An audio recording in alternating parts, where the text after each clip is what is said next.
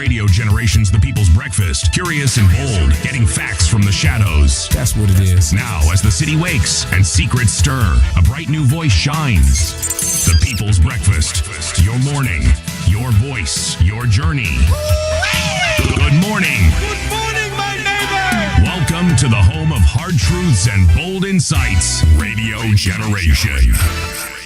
A very good morning to you and welcome to Radio Generation. It's Monday, guys, and it is the 27th day of October. We are 4 days to the end of the month, which is awesome. I hope you guys are enjoying. So if you are celebrating your birthday today, a very happy birthday to you. And if you're celebrating your anniversary, happy anniversary as well. And if you're celebrating anything of that matter, maybe you've opened your new business today. Happy anything. Happy anything, man. We wish you all the best. I'm with my very good friend. He goes by the name of City Muga. City, habari yako? Salama kabisa. Uko salama kabisa? Nashukuru bwana. Tumesema leo ikiwa 27th, it is World Day for Audiovisual Heritage. World Day for Audiovisual Heritage. Yes, I have absolutely no idea what that means. Audiovisual. Yes. Sini kama yetu. Oh, sisi ni, but we are audiovisual. We are. Yeah. The heritage part ndio kidogo. Yes. Heritage actually. Wajua ni kama mpangilio ikifika mahali imekomaa. So everything about it is understood and it's become established. Then your story heritage sasa ndio inaanza kuingia. Yeah. Yes. So there's something you can speak about. Yes. Yes. All right. So today, guys, is that day according to the United Nations. This is UNESCO to be specific. The World Day for Audiovisual Heritage takes place every 27th October. This commemorative day was chosen by UNESCO in 2005 to raise awareness of the significance and preservation risk of recorded sound and audiovisual documents. All right, so there you have it. So if you're on social media, that is also audiovisual, by the way. So when you're posting your songs, you're posting your videos, your family videos, your personal videos, whatever it is. Yeah, so today we are celebrating that particular heritage for the preservation of that particular heritage. Yesterday, a lot happened. Not even yesterday, over the weekend, a lot happened football wise. Sitini nini unaniangalia hivyo? Umetoa hiyo kitu mbali. It means your team lost. My team lost actually, yes, it did. Liverpool tulitandikwa na watu wanaitwa Brentford. Yes, Brentford.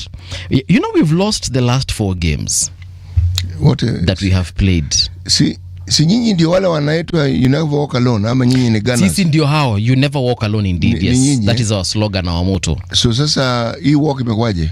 Hii walk bado tunatembea pamoja, regardless of our performance. We are the defending champions because last season we won the English Premier League title. By the way, it means then when people play with you, they play extra hard. They do actually. It is like these guys are the champions. Yeah. Even if you lose the others, but you either draw or beat the champions. But the team that won that championship or that title rather is not the team that is currently playing. We've lost some players. Notably, we lost one, Diego Jota. He died in a very grisly accident sometime just before the... Yeah. Him and his brother. They were involved. Dear. Oh, dearie me. Yeah, they were involved in an accident. He was newly married, a few days old. Told me that story. Yes, a few days old. Lost himself. Rather, he died in an accident. Him and his brother. Then we also lost other players such as Nunez. Sold him. We lost Diaz. We sold him to Bayern Munich in Germany. I am listening to you keenly, but bear in mind I have no idea who I'm talking about. Yeah. But yeah, so we sold some players and we are now suffering for that. But I mean, it's okay. Players are bought, others are sold. It is normal because we also bought our own players from other teams. So right now we are suffering that familiarity, lack of familiarity. Bado hawajazoeana vizuri. They have not gelled. So hopefully soon. This season looks really bad for us. It looks really bad. When does the season end? It ends sometime mid next year. Just before June, July, thereabout. Sometime in May. You still have a chance to win the cup again. We have a good chance, yes. We've only played 9 games so far. We have about 28 more to go, 20 something, almost 29 more games to go. So I mean, it depends. depends. Let's see how that pans out. Also, another team that lost, a big team, big name, Chelsea. Chelsea lost at home. They were beaten by an underdog called Sunderland. How do you qualify to be an underdog? You see, an underdog ni kale katim kenye kana kwanga uko chini ya kako. Yani unajua bado ni katim tu, yani si katim kanoma, si kanoma. Kalikuja kakatandika Chelsea. Pop! 2-1. Or is it 1-2? Chelsea, that team that was owned by somebody called Abramovich. Yes, but it was taken from Abramovich during that Ukraine-Russia war. He lost the team through a sanction. Yeah, all Russian billionaires were sanctioned. So any assets they owned were taken by. Lakini hiyo si new colony kidogo baba. New colony, but it was a way to strong arm the president Putin. That is. We need to study these Europeans very carefully. This civility that they like to present is a veneer. These are some of the most barbarious creatures you've ever come across on this planet Earth. Si watu wazuri. But unajua walikuwa wanafanya hivyo because walikuwa wanasema Ibrahimovic alikuanga being a buddy to Putin. If they wakianza kusumbua mabesti wake wataenda waambia Putin, unaona bana, our businesses are being hurt in Europe. Yeah, they are called oligarchs. Yeah, ni oligarch. Yeah, walikuwa wanafanya hivyo. Actually, a lot of other billionaires, not just him, but several others, both in the States and in other countries in Europe. Their assets were either frozen or taken by force. These sanctions, I recall the time when South Africa was being put under pressure to put a halt to this apartheid. What is strange, a country then looks inward and starts building its own resources. South Africa became a nuclear power. It is what it is.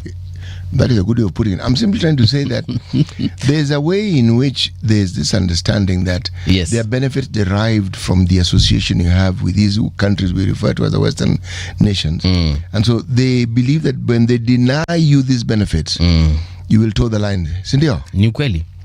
Okay. The question is, have they toed the line? After all that is said and done. I don't know. They'll give the impression they've toed the line, but have they? It's a valid question you've asked. It is what it is. Yes. So before you get into the Methali, also another big team that saw dust yesterday, Barcelona. Walitandikwa na Real Madrid 2-1. FC Copenhagen from Denmark also drew at home 0-0 to, I'm forgetting the name of the other team. So big teams this particular yesterday and an entire weekend. Waliona vumbi. Big names, big teams, big, those that have big following. Exactly. They have big money. Yeah. They are big. And they're also big in their leagues. So it means that the big ones, when they fall hard. So they fell hard this weekend. But chances are they'll go and regroup, as we say, and they'll come back. Like we said, the league is still early. All those leagues, bado ni mapema. So let's see how that pans out. All right. Tupe medali ya leo. We are in the Republic of Namibia. Okay? Namibia wanasema vipi? Namibia bwana wana mengi. The wind does not break a tree that bends. Huh? The wind does not break the tree that bends. Yeah. So you're basically being told, adapt, be flexible. Utavunjika. Mazi utavunjika. Ni vizuri zingine kuwa flexible. Kuwa flexi kidogo. Ukiambiwa songa ni vizuri tu saa zingine unasonga pia. Haimaanishi ati sasa you've given in. It just means you've accommodated. It's us guys who have that problem. Yeah. By guys you mean men? It's us guys. Yeah. Yes. Okay. It can't be. Wait, you people refer to women as guys also? No, nowadays it's used collectively. You guys, meaning even the girls. It's a gender fluid term, all right? Yeah. So, I'm referring to men here. Okay. It's men who have that need to demonstrate that they cannot be trifled with. Yes. Wewe mazee wacha kunisukuma bwana. Sinjaribu. Bwana. Unijui bro. Sinjaribu mimi bana. Yes. Uko na wanionaje wewe? Nadhani mimi ni nini wako? Mazee nitakunyorosha wewe bwana. Kuna changezi ni gani tena? Zimetokezea wapi? Bumped into you. An apology is sufficient. Leave it. And even if they don't apologize, leave it. Kwani has he broken a limb? No. He has bumped into you. Yes. Leave it. Yeah. And if you're drinking something and some of it has poured, man, just forget it. It's never that serious. Forget it. Just leave it. Yes. But Roger, nikwambie kitu moja. I don't know if you frequent these sports we call clubs. Used to. You used to, eh? Sometimes unajua kuna mtu anaweza mwa tu kuwa na madharau. You're there, you're seated with your lady, because me have experienced this enough times. You're there seated with your lady, and someone has the audacity to walk up to your lady while you're there with them, and then they start zile za mambo ni aje, mimi naitwa Kevo, unaitwa nani, na anakuona hapo. That's disrespect. Exactly. So how do you deal with that one? Or you've left, you've gone to the washroom, so this guy saw the opportunity and walked in, na unapata hapo kwa zile za ni aje, unaweza ni call shika namba yangu. How is the lady responding? It depends.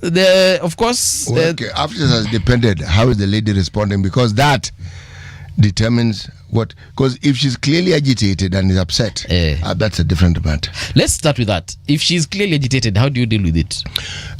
Let's talk about the here and now. As I am now, see, I will say hello to the guy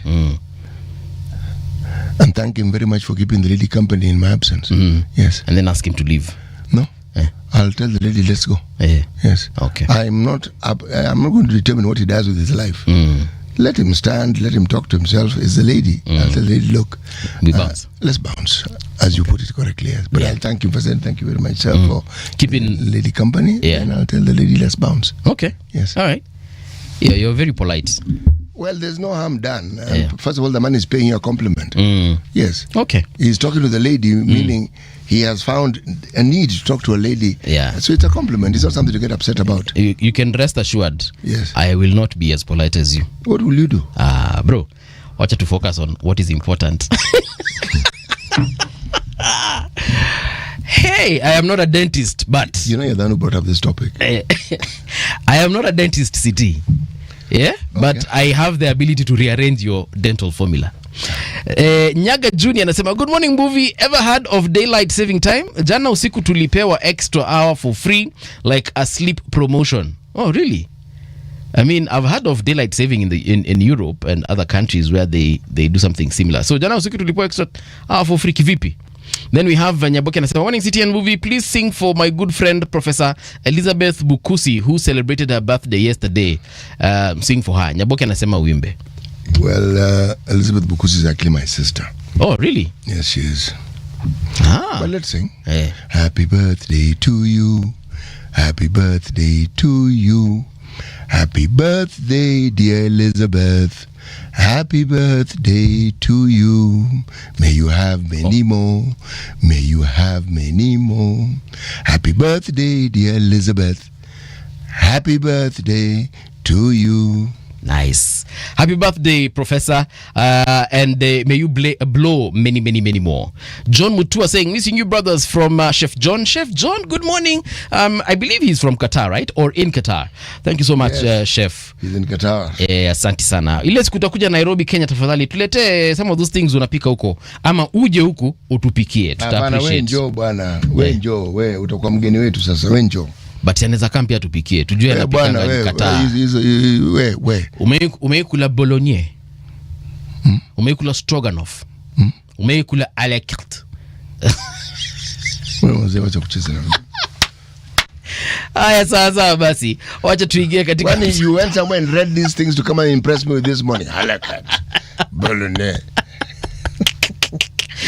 Wacha tuingie katika mtandao tuangalie what is currently trending, what is making news, headlines and so on and so forth. It is radiogeneration.co.ke. The first story I'm seeing here is NEC warns against malpractice at CAPSEA and KJSEA examinations, and this is what that story is all about.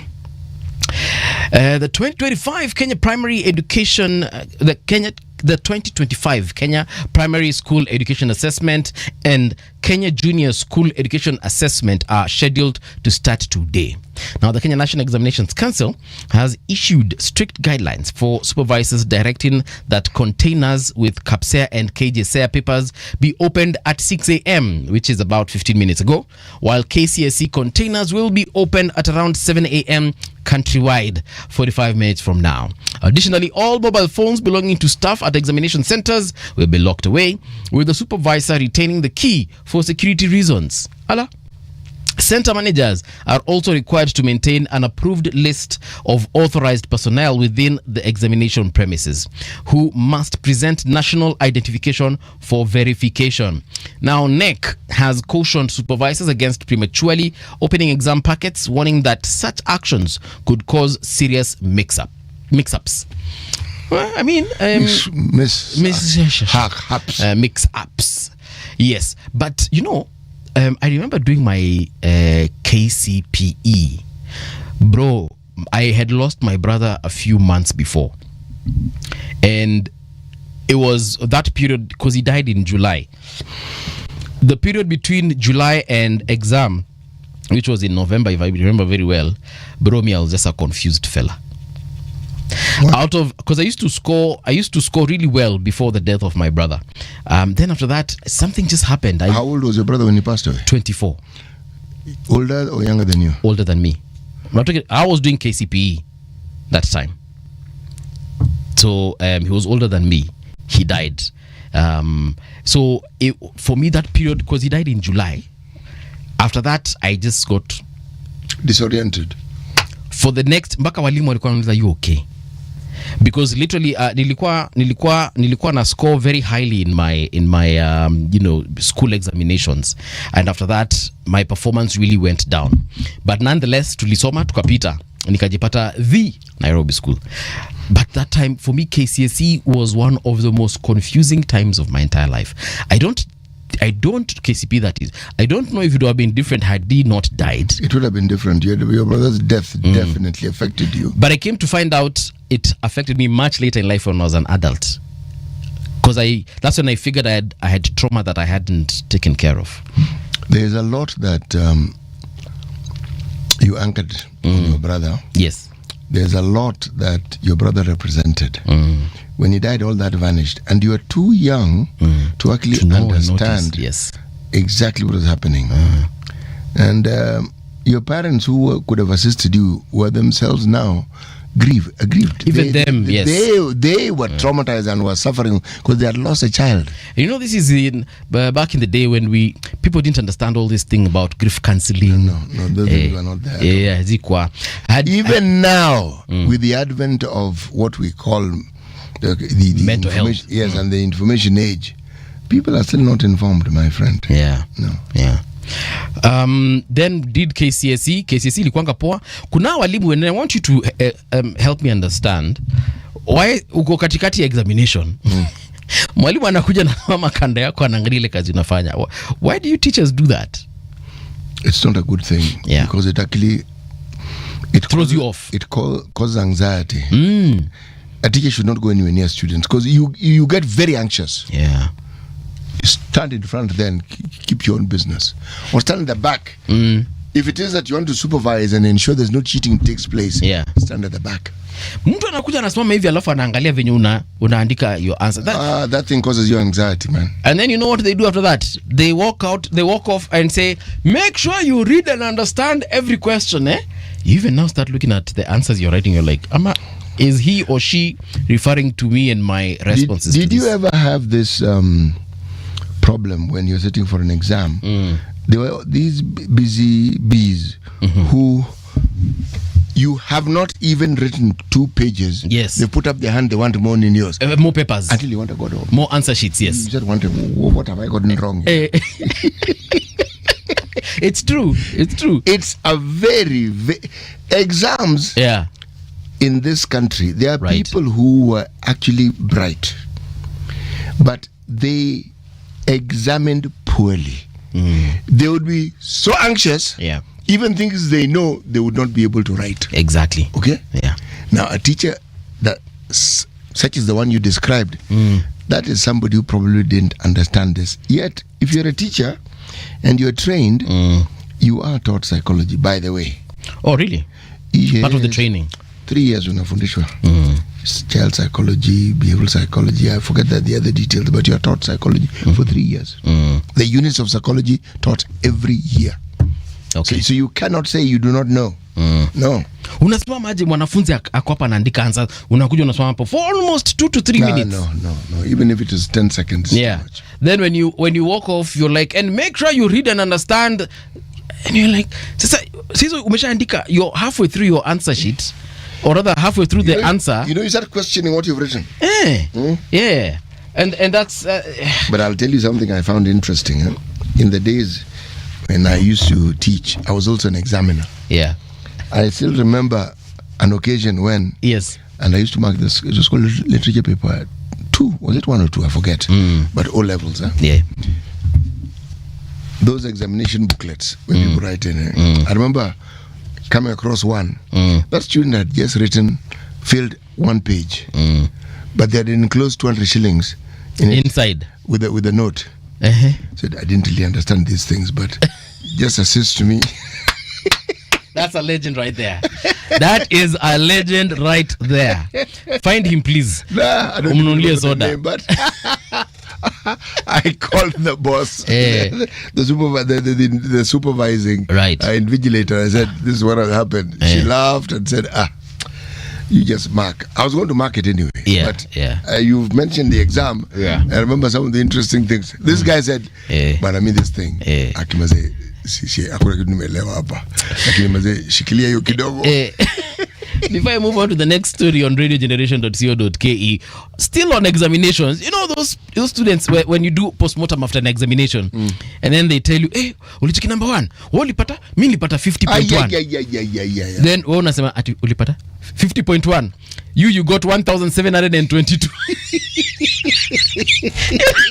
What is it? 50.1.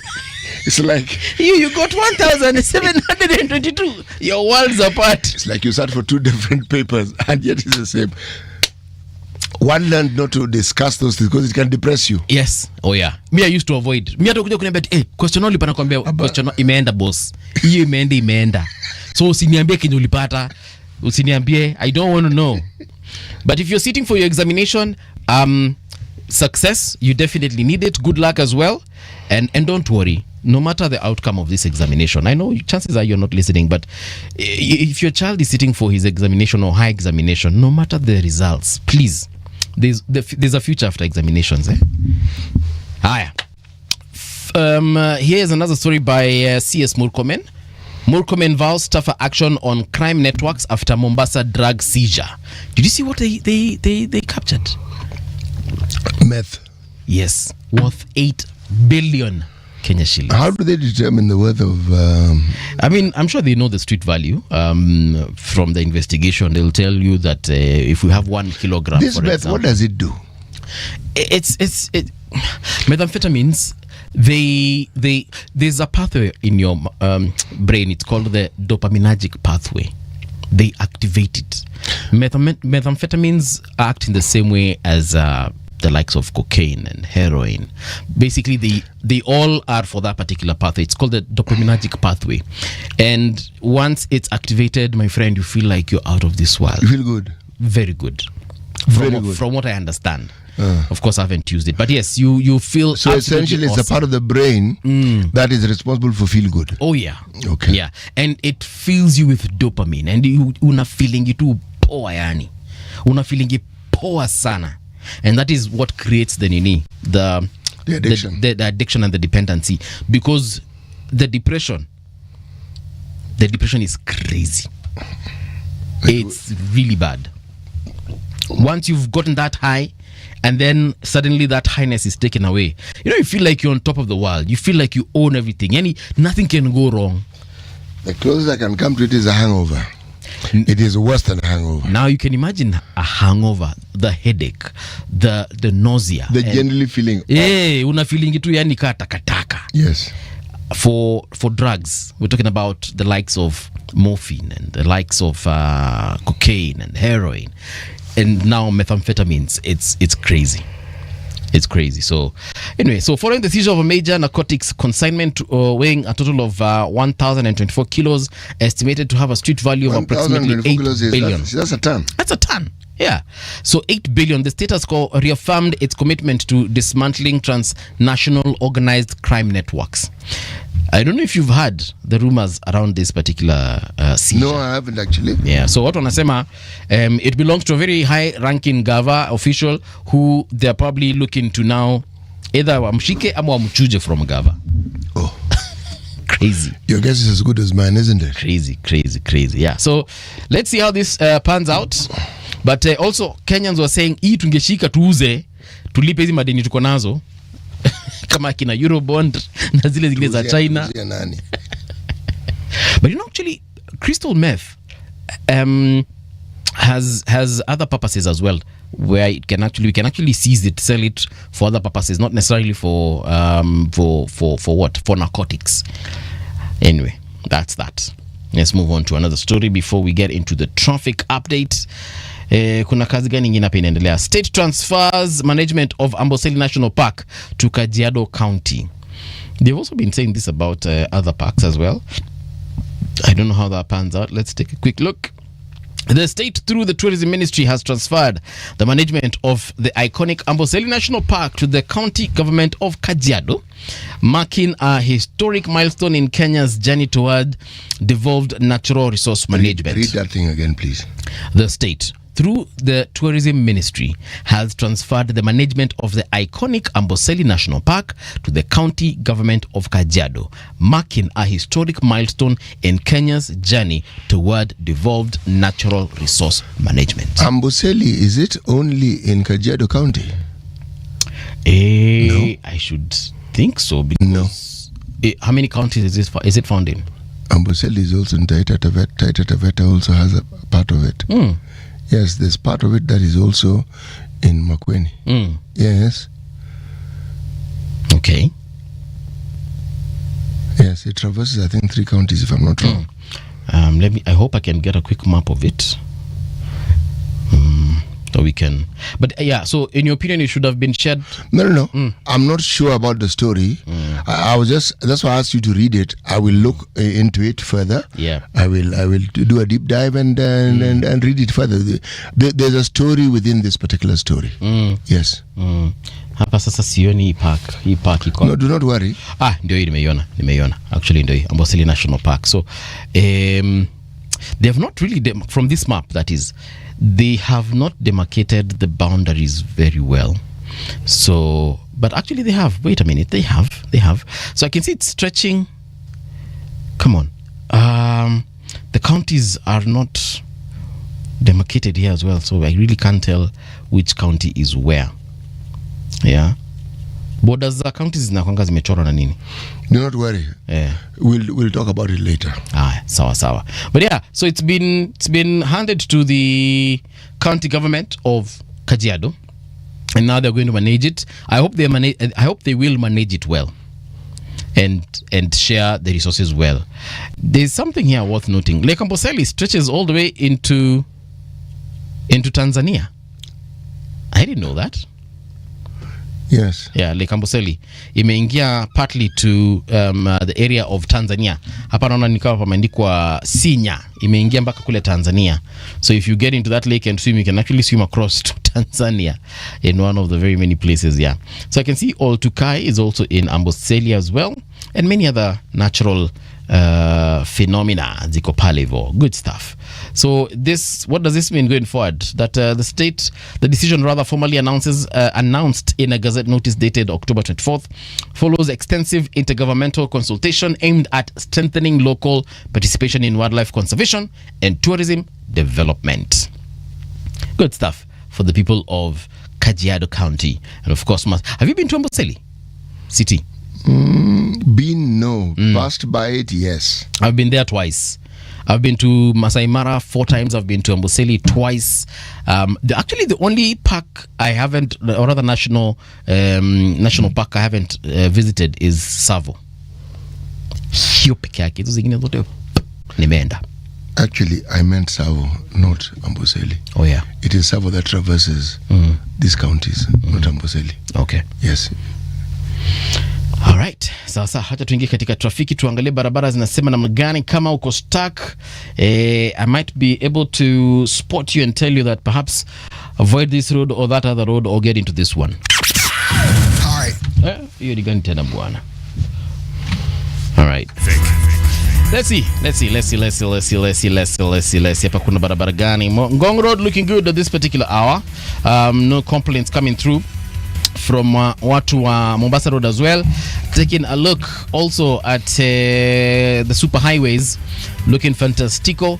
Hizi zingine zinitangwa nini? Mabypass pia zinakaa sawa sawa, no complaints coming through from that particular place, but it's very early in the morning. I mean, it's only 6:31. I would expect that perhaps that is the situation. Let me see. The only issue I'm observing, and this is very usual, it's not even that it shouldn't be a shocker, is the situation around Pangani. Hiyo mtazoea mpaka mzoeke, for lack of a better word. Eastern Bypass, kuna ka place kidogo tunaona kuna a red line here. This is along pale Shooters Inn. Hapo ndio kuna ka stretch kameshikamana. Yeah, that is on the Eastern Bypass. But beyond that, oh wait, there's another stretch also on the Eastern Bypass. Hapa karibu na Quickmart Utawala. Heading towards, or rather coming from Shell APTC. That is Shell petrol station in Utawala. Ukielekea Tao. Kameshikana kidogo, but everything else is looking fantastico.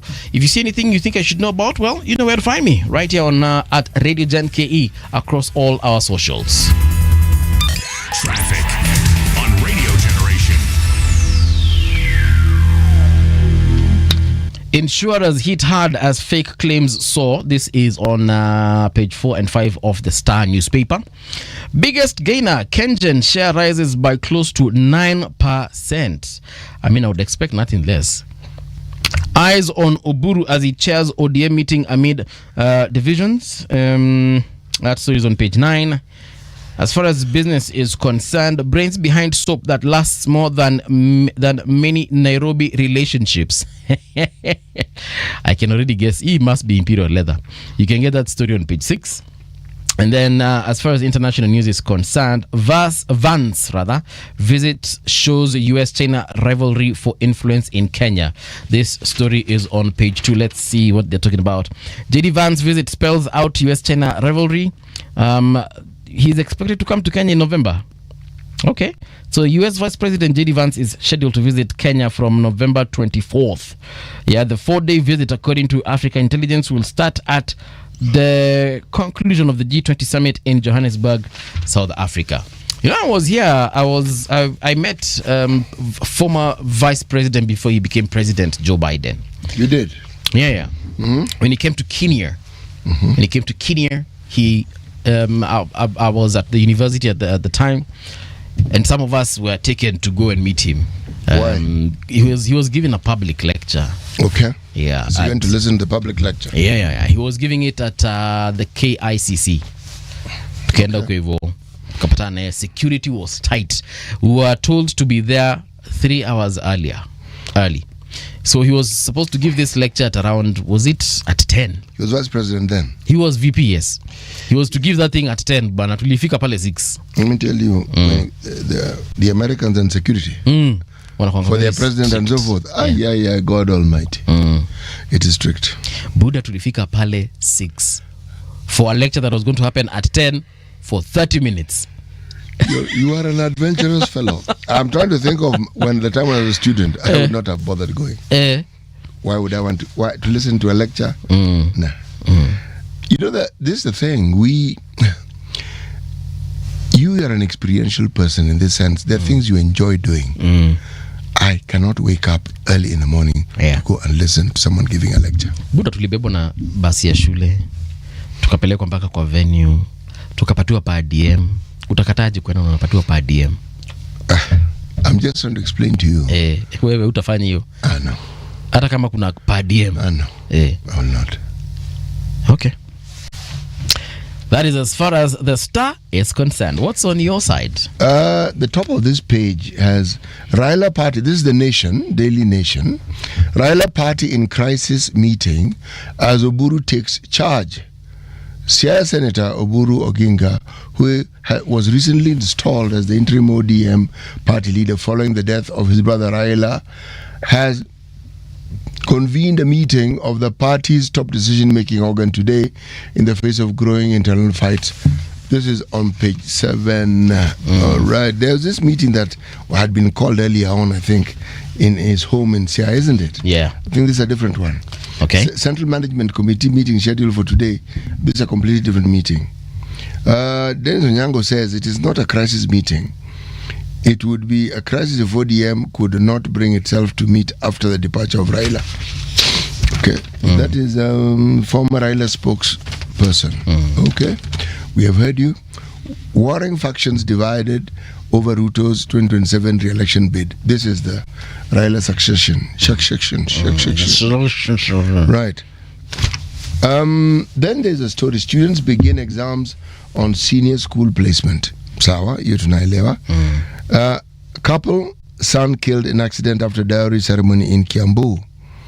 A couple and their son were among 6 people who died on Saturday night when their vehicle plunged into the river in Murang'a County. These ceremonies and people dying, God Almighty. Bang in the middle of the paper, there's an interesting story here. Extrajudicial. UN official also condemns disappropriate use of force by police against protesters to crush dissent. Abductions. This is what the headline reads. UN demands answers. There is a UN rapporteur, okay? Her name is Mary Lawlaw, the special the special rapporteur on the situation of human rights defenders. They have such a thing. Kenya's case will be deferred to the Human Rights Council, an organ of the UN General Assembly. What is this case? The Kenyan government has snubbed 2 letters from a UN official raising concerns about police killings, abductions, and forced disappearances, detention, and prosecutions of government critics following the protests in 2024. And this year, by ignoring the communication from, and this is the lady. So the story is on page 4 and 5. This lady should understand her, a letter from her. Yeah. As in this country, you disobey court orders. So you should just understand. Kenya risks sanctions for ignoring UN queries on human rights. Okay? So this one, I'd like to see how this one pans out. In the Standard, major milestone as learners sit KJSEA and grade 9 exams. I thought it was not an exam. Anyway, state takes baby steps in 8.2 billion drug haul. The same story that you talked about. Yeah. Bang in the middle of the paper, trapped in Russia. Russia's war on Ukraine is now affecting Kenyans directly with severe consequences as it emerges that hundreds of the country's youths have been trapped and forced to fight on Russia's front lines. Most were promised well-paying jobs but were coerced into the army upon arrival.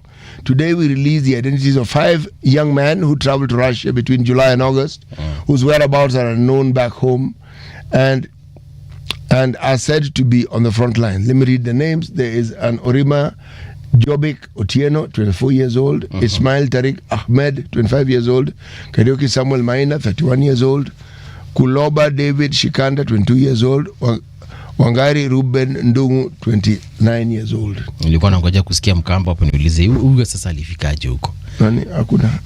Hakuna mtu hapo ama mtonga? Hapana, hakuna mtu kama huyo hapa. They sent us to the war front after 5 days of training. On the front line, there is no food, no water, no medical attention. When you are injured and cannot walk at all, you are left to die because the majority of men serving there are not Russian. So it appears that those who are fighting the front lines are not necessarily Russians. They are not people of Russia. Right. So that is something they need to know. Page 2 and 3, they're telling the harrowing tales of Kenyan men forcibly enlisted in the Russian army, how Kenyan became direct victims of Russia-Ukraine war.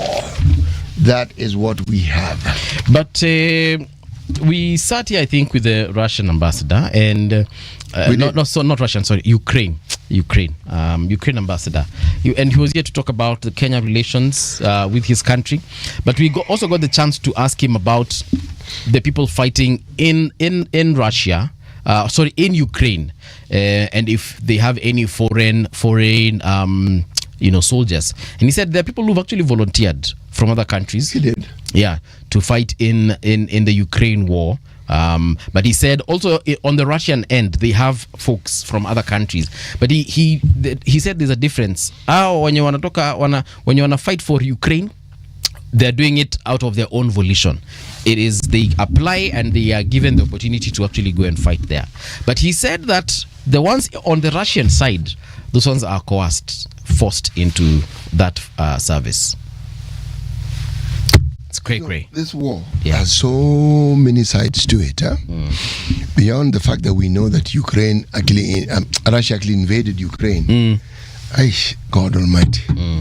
Then, of course, that whole narrative and story was overtaken by the stories in Gaza. Yeah. Yes.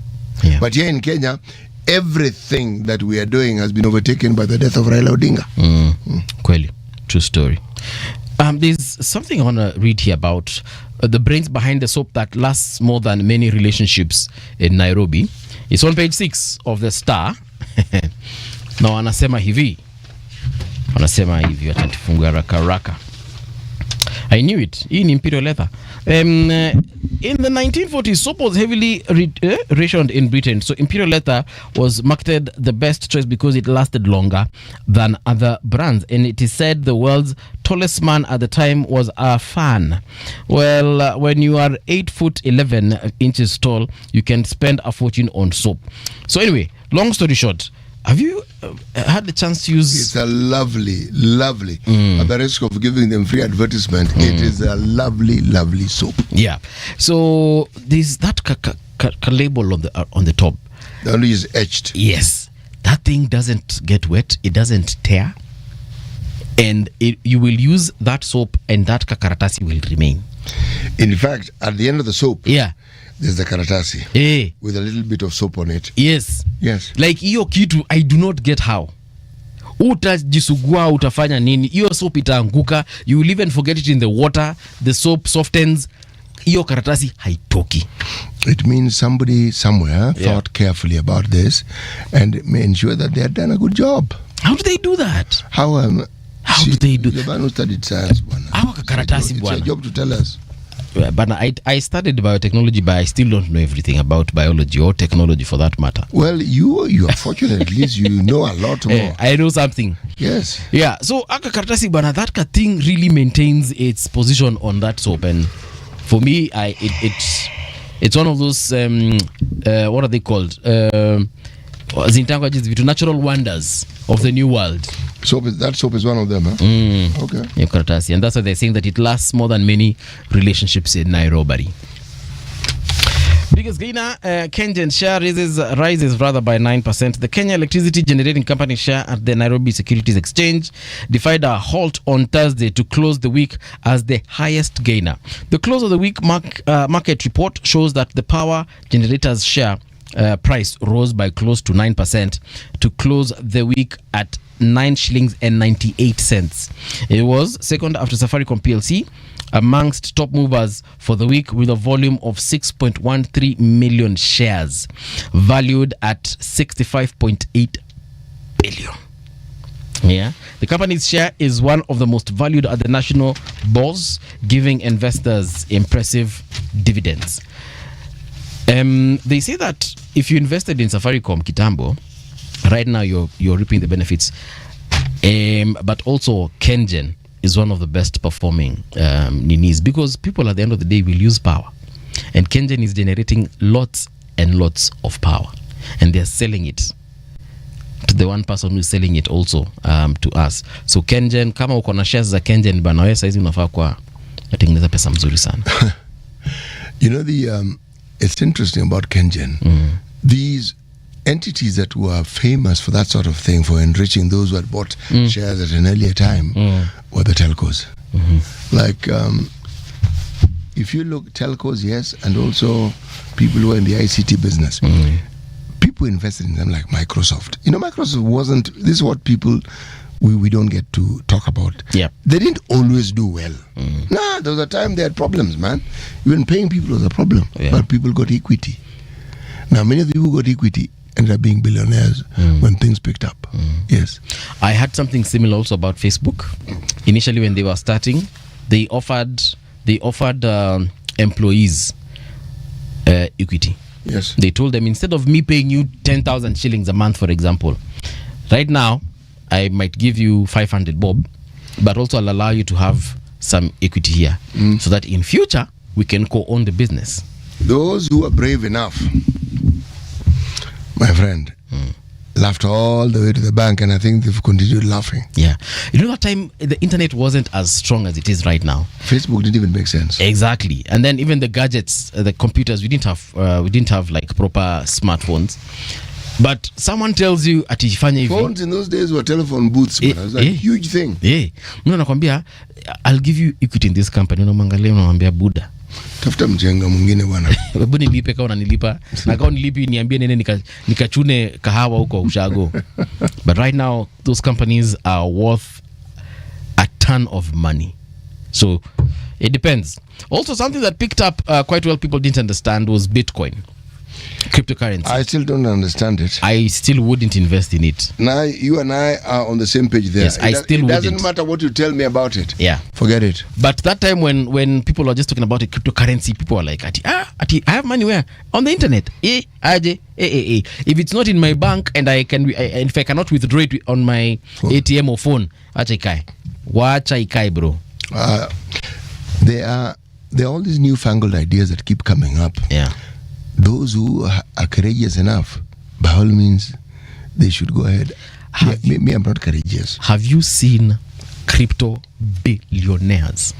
I have no idea if they exist. Oh my goodness, they exist.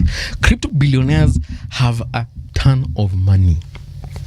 So they trade in Bitcoin. So they have even Bitcoin like credit cards or debit cards. You can work. There are some stores that actually accept Bitcoin. For example, I think Starbucks is one of them. It's a coffee chain in the US. You walk in there, you can buy your coffee in Bitcoin. That's fine. You go ahead. Bro, kuna watu wananuka pesa. And ni wangapi? Ni wengi. Wako kadhaa, ni wengi.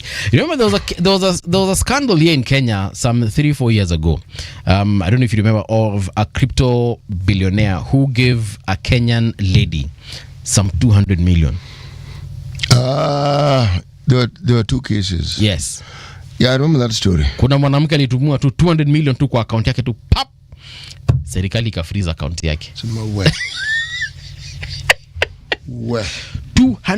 Someone sends you 200 million Kenya shillings. So for them that's 2 million USD. It's pocket change for them. So if someone is a crypto billionaire, akikutumia 2 million USD kwake ni kama amekupatia tu pesa ya the weekend. Then in that case, send it in euros. Yes. The exchange rate is better. Yeah. So the amount of money that was sent into this lady's account, serikali iliona hivi sent back akasema your account funga. That case went on for quite a while. I think for over a year. Sijui kama alipatiwa pesa. Sent back. It was sent back. Yeah. Udema aliambia huyo jamaa, sikingine tali sinitumie pesa. Just you can either send pole or send me the ATM wa THL, let me withdraw the money from Kenya pole. Even they was tafanya kazi. Yeah. All right, what else is here? What else is on your paper, CT? I'm actually looking at this story of the drugs. It actually interests me. 6 Iranians held after Navy netted meth-laden dhow in coordinated Kenyan international anti-narcotics operation. The seizure reveals loopholes in maritime tracking and cross-border law enforcement coordination. Okay. The state will apply for 20 days to detain 6 crew members of the dhow MV Hall, who were seized 630 kilometers off the Kenyan coast with narcotics valued at 8.2 billion. Hapana cheza na Navy. Yes. Sources confirmed that the suspects, all Iranian nationals, will be arraigned in Mombasa but not charged immediately as directives continue piercing through together evidence. As detectives, continue piercing together evidence against them. The 6 currently held at the Port Police Station were not interrogated initially because they could not communicate in English or Kiswahili. Of course. Right. This isn't the first time this has happened. And if the government seized that amount of cocaine, methamphetamines, that means that imepitia hapo mara kadhaa. In the Uhuru era, a similar haul, I don't remember the amount, But what happened was that particular seafaring vessel was blown up. Oh yes, yeah. They sunk it. Yes. That's how serious they were. Do you remember also during the Kibaki time, kuna drugs zilichomoa Kemri? Yes. Lots and lots of cocaine. Watu walikuwa nasema ati yenye ilichomo eventually ilikuanga unga ya ngano. Si unajua wa Kenya tu. It's very possible. Sema hizo si drugs zilichomwa hapo Kemri. Hiyo ni unga ya ngano iliwekwa tu, they repackaged it, kaipeleka pale na wakaichoma. Yeah. Right. So these folks were arrested, they couldn't speak in English or Swahili. So they said. Hizo drugs zote nikwambie. Ukiona zimeshukwa a whole ton. This is not the first time that they were coming through our port. They've definitely been here before. Na ni kitu wamezoea. I watched a documentary where in Mexico and it's Mexico and so kuna hawa watu wametengeneza submarines, like small submarines. And they transport drugs between South America and Mexico. Very small submarines, like small like a car. Yeah, so it only has enough, it has space for the pilot, what and with the pilot. It has space for the pilot and now the drugs. And now they have enough space also for fuel. So now you just need to know how to navigate, you as the pilot of this vessel. You just need to know how to, and they teach you how to navigate through that ocean. Don't know which ocean it is. Is it the Atlantic or Pacific? Pacific. Yes. So kutoka South America, you ride that submarine all the way to Mexico. So drug barons have now invented ways. You think ati utawashikia airport, or you think utawashikia kwa border, my friend. Those guys are riding submarines nowadays. Well, they have the sort of money that they can actually buy, or they can commission those who build them to build them specifically for what they want. Yeah. Again, this documentary I was watching showed where this particular submarines are actually made, and they're makeshift, but they're made to withstand the journey back and forth. And they've made several, and they have several pilots that pilot them across the ocean. Remember the incident when a ship was sunk? That was on July the 4th, 2014. Okay. Once again, the crew on that ship were actually Iranian. I'm looking at the article here, and they were actually jailed here in Kenya. So wako huku kutu kamiti tu wanakula maragwe na kina nani? Wajua 2014 until now, you are released after a couple of years for good behavior and so forth. Then you go back and continue your drug trade. The thing is, it is what is written here. I'm not sure that is what happened. Do you think if you were caught in Iran, you'd be released? By whom? Bas. Consider yourself dead. Yeah. Like that. But you see, they were caught in international waters. That's the other thing. Shida. So the government has to seek certain permissions before they do certain things. Yeah. Like, for instance, okay, you can prosecute them, but according to this article, they're also thinking of destroying that vessel. Yeah. Yeah. So if it's in international waters, just blow the damn thing. No, there are laws, because according to this article, there are people who are the DEA, Drug Enforcement Agency. Right, and that's an American agency. Yeah, they're also looking into this thing. So it is not as though it's a purely Kenyan affair. No, and these are from Bahrain. They're also looking into this affair. Because of the nature of this particular business, very many agencies are involved. Yeah. So the Kenyan government and our agencies cannot just act as they see fit. They have to seek permissions, they have to consult, and they have to communicate with others before they decide what to do with this person. They know what they want to do. Yeah. But they have to seek permission. Yeah. Okay. Interesting enough.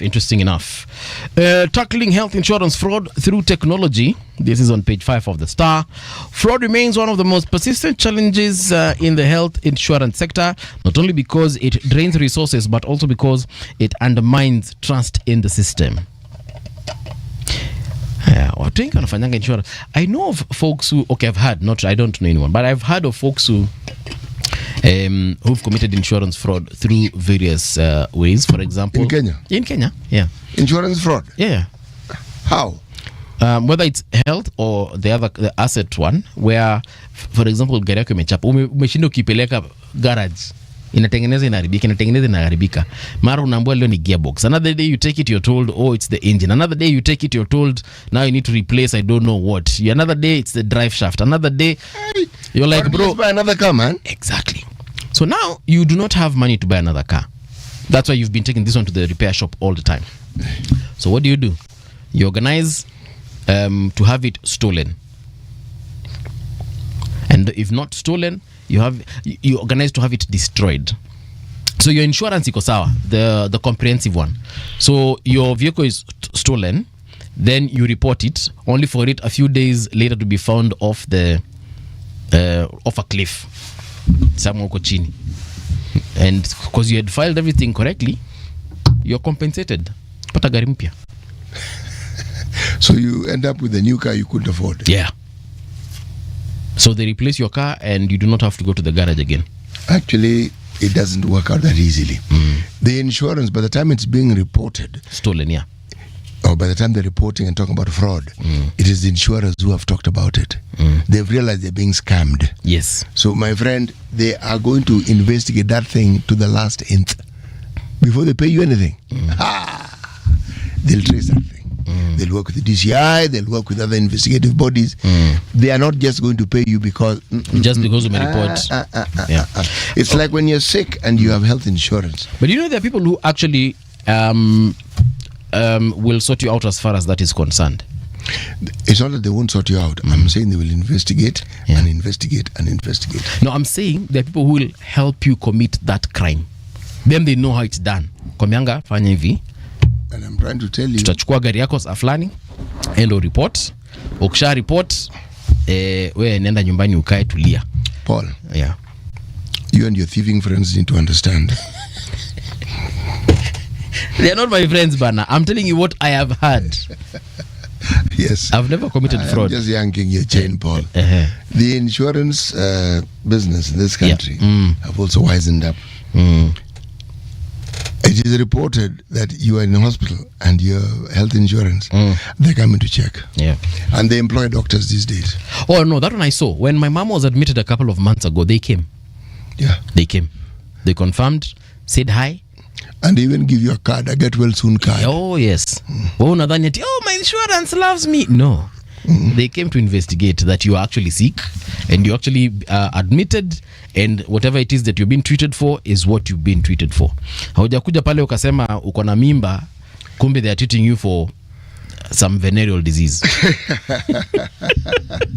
And you know they actually don't insure those ones, eh? They don't. STIs are not insured. Why not? Because you can actually prevent an STI. There are so many diseases they ensure that you could prevent, Chief. Your story, wache. Me, I'm telling you specifically. My insurer, for instance, doesn't cover them. Kuna kaswende shauri yako. Wewe jipange. Tusalimia watu before tuingie pale kwa news. We have Nyage Junior, John Mutua, Nyaboke, Festi Royals morning.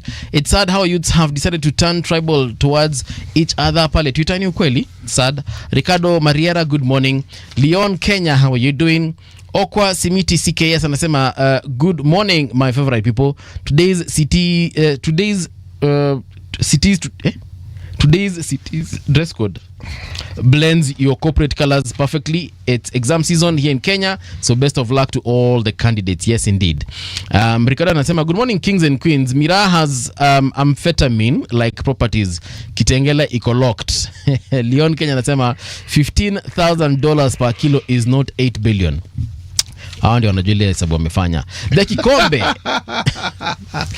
Kikombe anasema if you line up 1,000 notes side by side along the highway from CBD to Muranga, you'll be largely short of $1 billion shillings by far. Focus, fixers. Yeah, $1 billion deserves capital B donge. And then Langat msemo kweli anasema what did you expect when you have a president dealing drugs trafficking in Sudan? Gold plus mineral body parts trafficking has appointed 2 CSs in drugs in Kenya. We must rescue our country from this situation. Okay, sawa basi bro, wacha tufanye hivi, wacha tuingie kwenye news alafu tukikuja the conversation continues. Radio generation, the sound is fine.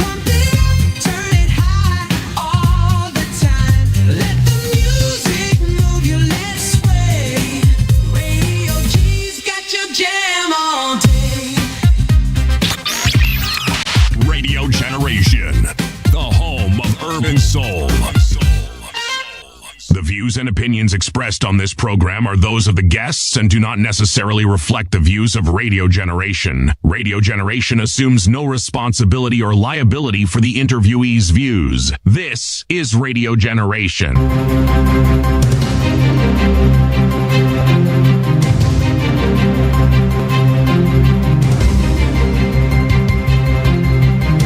This is the Radio Generation News.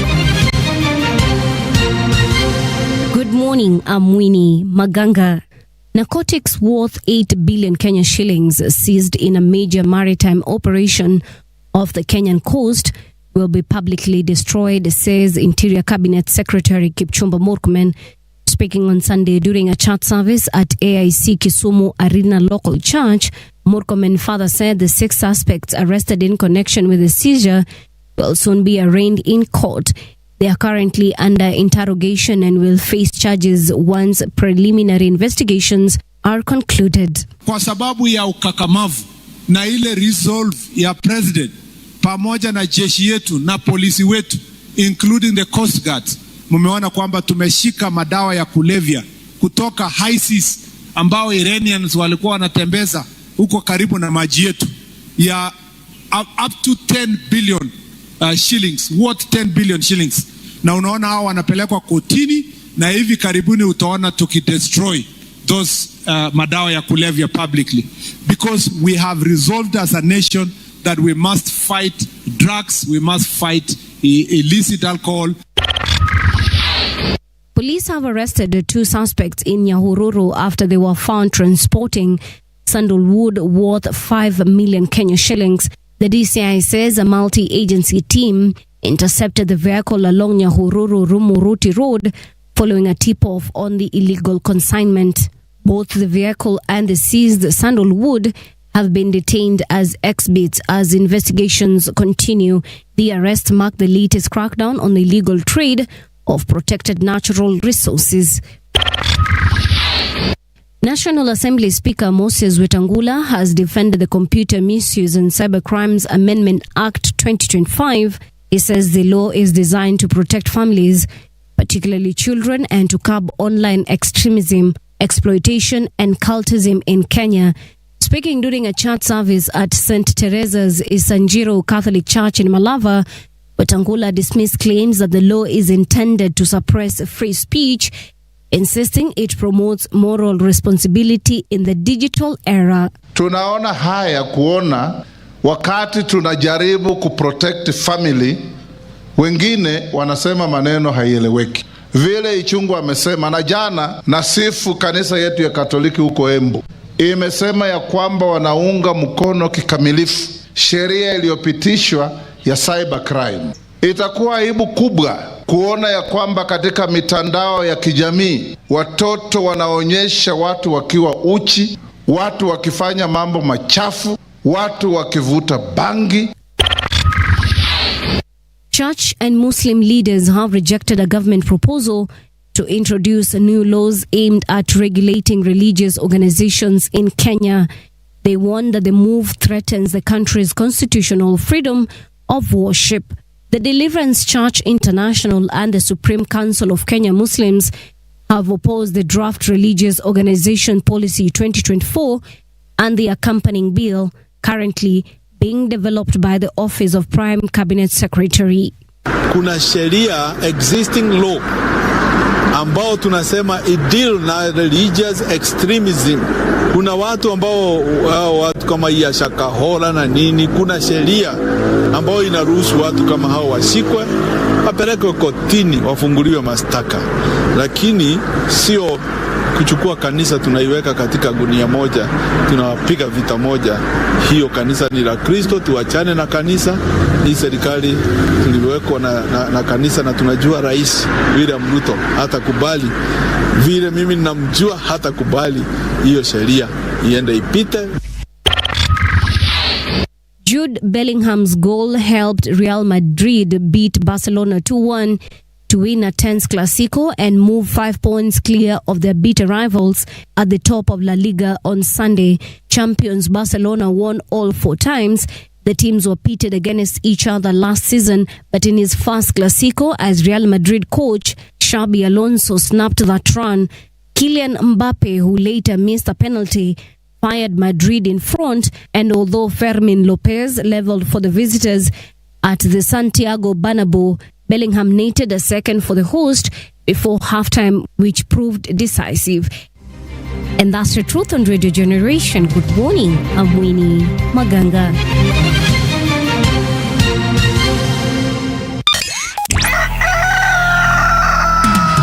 In the beginning, there was morning radio. But now there is Radio Generation's The People's Breakfast. Curious and bold, getting facts from the shadows. That's what it is. Now, as the city wakes and secrets stir, a bright new voice shines. The People's Breakfast. Your morning, your voice, your journey. Good morning. Good morning, my neighbor. Welcome to the home of hard truths and bold insights. Radio Generation. A very good morning to you and welcome back. It is now 7 minutes past 7 o'clock. My name is Mungala Mubi and this is the People's Breakfast on Radio Generation 88.8 FM. In Nairobi, Mombasa, it's 90.7. You can also find us on radiogeneration.co.ke. I'm at CT in the studio, but also I am joined by the Honorable MCA for Kanyadoto Ward, that is in Homa Bay County. He is also an infrastructure and environmental expert. He's an engineer, actually, to be specific. So, allow me to introduce one Honorable Apopo Lentana. Apopo, a very good morning to you. Thanks so much, Paul. Are you an engineer? Before ni danganya watu. I'm an environment assistant engineer. Ah, okay. Yes, so uko na jina engineer hapo? Not really professional engineer per se of mechanics or civil works, but environment assistant engineer. We sit with engineers in the same committee when we're doing infrastructure. Right. Yes. Right. Good stuff. Actually, I'm doing an engineer in that committee that supervises a road or a project that deals with engineering mostly. Right. I was telling CT and the entire team that tulikuwa na WKU. Yes, and I actually voted for you because I remember you were running for a seat. It was organizing secretary. You've just reminded me. Yes. Yeah. Nilikupigia kura. Sure. So, tabidu umeacha ya macho. Unataka kitu. Ili kawaida kila pale unaenda lazima acha kitu. Hivyo ndivyo mnasumbuliwa kama waheshimiwa. How is Kanyadoto? It's fine. Rains are sporadic. Once today, it misses 3 days. So the crops are really in limbo, but the rains are coming. I was there on Saturday. Right. It rained the day before. Well rain. So I think we hope the weatherman said this month there'll be more rain, so we expect rains, crops to do better and have good harvest in December, January. Yes. Before we get into what brought us here, there's something we witnessed. Was it over the weekend? Yes. You party leader of ODM. Yes. You're in ODM, right? Yes. I was on ODM. Yes. So your party leader, that is the Honorable Oburu, met with leaders from was it Nyanza? Were you part of that? Across 4 counties. I was part of the delegation from all the county MCS. We went basically to give approval of the party ODM to have Oburu Odinga step in as the party leader, which to us is quite in order.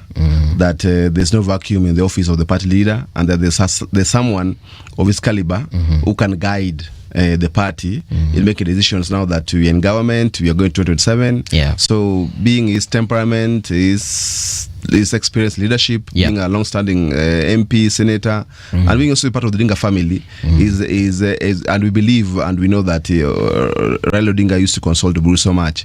So we believe that decisions that Raila used to make before when he was alive were basically consulted with Oburu Odinga, and that he'll give that proper guidance and leadership to the party going forward as we negotiate, as we go to Policy 2027 and seek for more ways so our ODM can gain power. Because I remember during the time that we were mourning Baba, even before we buried him, the conversation was that Oburu is just an interim leader as we are waiting for elections. Paul, we are still mourning Baba. We have not stopped.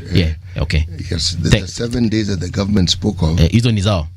We are still mourning. Just bear that in mind. All right. So specifically though, before we laid Baba to rest, Oburu was nominated to hold that position until elections will be held. Is that still the case? Are we going to have elections? Ama hiyo ni historia baadaye? Party leader always doesn't have election. Nobody elects a party leader. Okay. It comes automatically, and as he said earlier, when Baba died, there was an appointment of Obura as the interim. Then when we went over there the weekend at his home, we were giving him endorsement to be the party leader, as being that ODM is a party that basically has its biggest support base in those four counties in Nyanza. We say let's endorse you, so that even if you go outside of these 4 counties, you'll get endorsements elsewhere. Okay. Yes. So are you planning to, is ODM planning to have other regions also have a say in this, or it was decided in Luo Nyanza? It will come to the neck where they will have the delegates from all over the country to come now and have the endorsement. Yes. So, are other regions, members of ODM in other regions caucusing to have similar meetings such as the one that was had? It's going to come at the neck.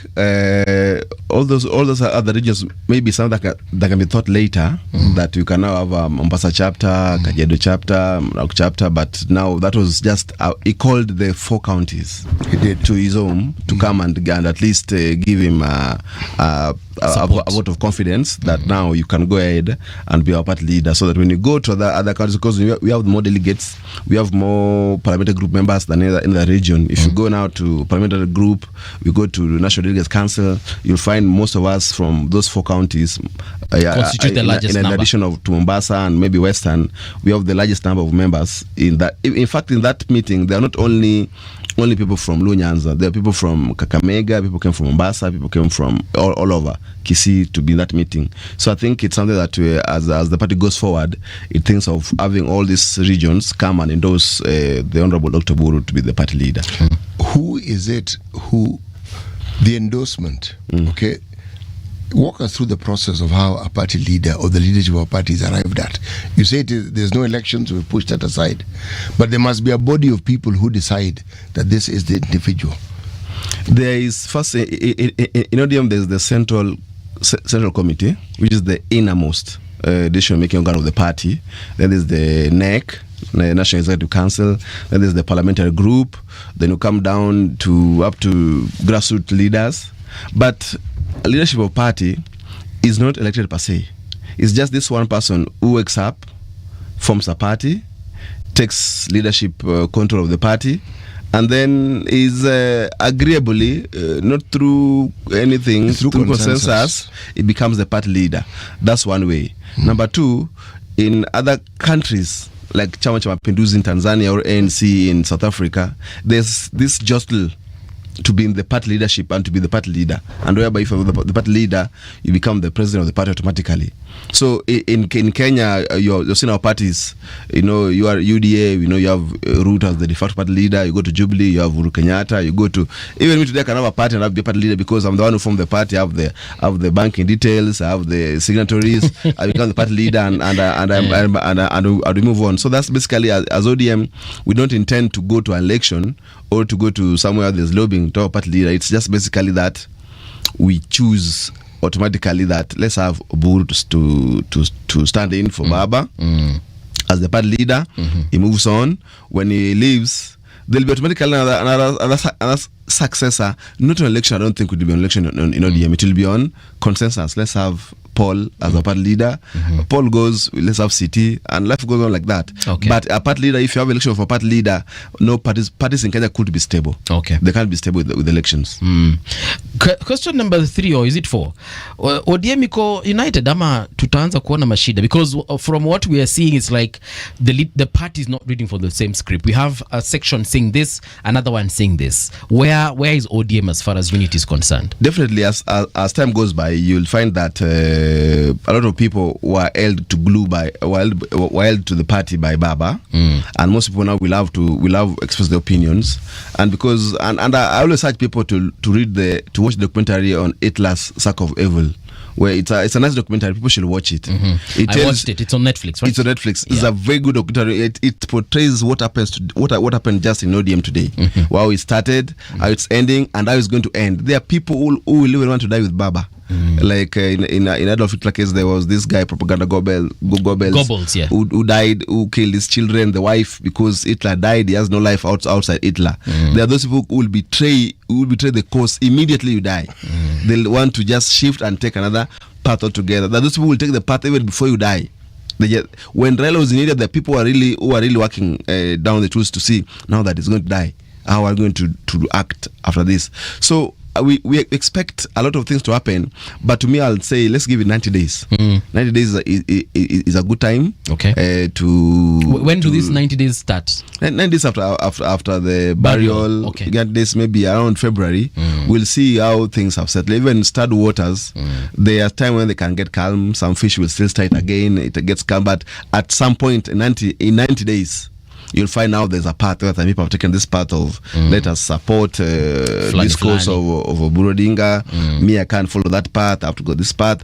And there are some people, they're not called rebels per se, but there are people who had divergent opinion even before Baba died. Yes. An example like our Secretary General. There's Babu, there's James Orengo. There is Caleb Amisi. They had different opinions about this Robert government, and some people used to push them. You have to take this Robert government. So people have different opinions over this, and we expect now that Baba is not there. This opinion should now be coming out strongly going forward. Yeah. Okay. All right, fair enough. Like you've said, 90 days it is. Yes. Let's wait and see how that happens, or rather how that pans out. We had a conversation on the phone with you, and it was about this Rironi Mau Summit Road, and we also had a few words to share as far as the expressway is concerned. There was a headline a few days ago about the expressway and the former first family that is of President Uhuru Kenyatta. Maybe you can give us an insight first of all about that headline. Money has been lost somewhere, or money's been scooped somewhere. There was something about money. Maybe we can start from the expressway conversation. What can you tell us about the Nairobi Expressway? I think Nairobi Expressway was a very good idea, though late. Because if you look at the inconvenience it created when it was being constructed, it was great inconvenience when a lot of people in the country have bought vehicles. These are things that should have been done in the early 80s or early 80s to the expressway. Yes, they should be done maybe 30-40 years ago. Okay. When the country was now starting to pick the route of development, but we got the chance to think about it as late as 2002.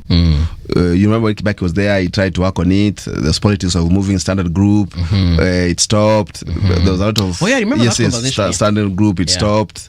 They said I don't want politics. It's called do it but not in my tenure. That's some silent rule in planning and in politics. That is what President Kibaki did. If something that is going to cause trouble politically, say let it be done. It's necessary, but not in my tenure.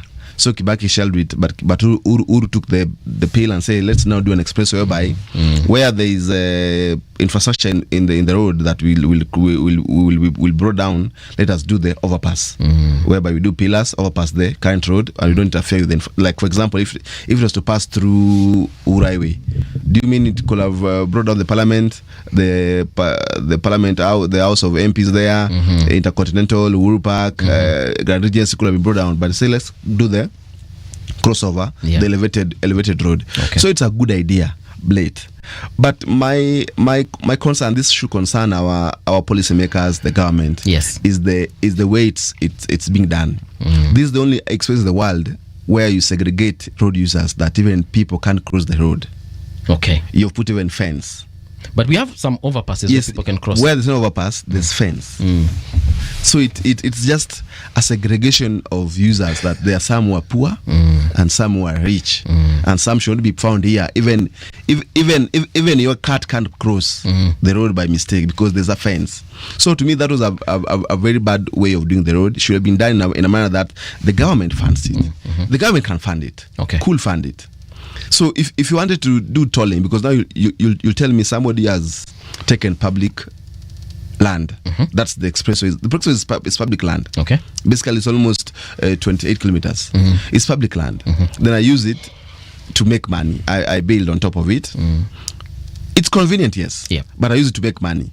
Public land. So we should ask ourselves, what is the government getting from expressway? Is the the person who's making money here is the government, isn't it? No. It's the owner for 30 years. Actually, 27 years. 3 years construction, 27 years concession. Okay. So you for 30 years. So you must construct fast. That's why it was done very fast, because the guy was doing at finish faster, start making my money. That's why you see it was done in 2 years. It was done. Actually, if you look at the roads that were done or started earlier, it came later, got finished, and it was much expensive than those roads. And by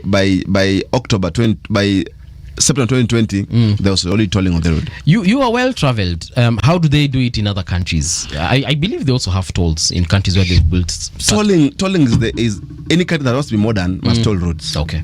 So if you go to South Africa, they have toll roads, and if you look at the highways are 200,000 kilometers of proper roads. If you go to Germany, Germany is called Autobahn.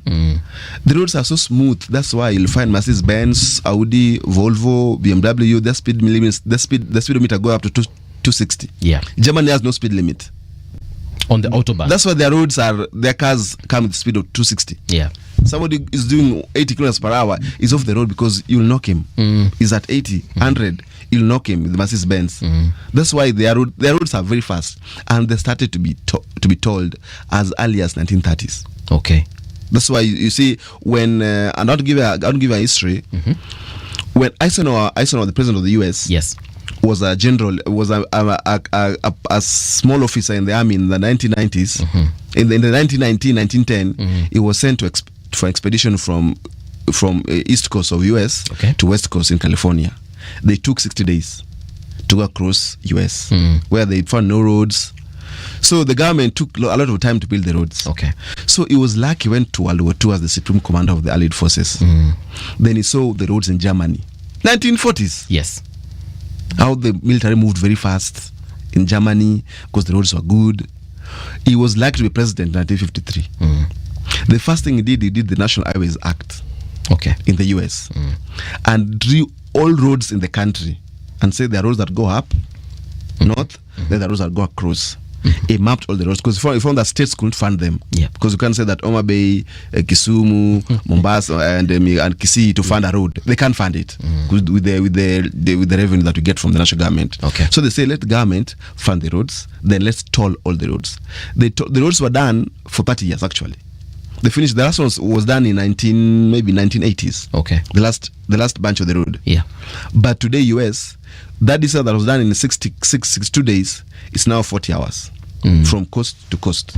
You'll drive at 100 kilometers, 40 hours. You are in California from maybe Maryland. Okay. So South Africa copied the same model.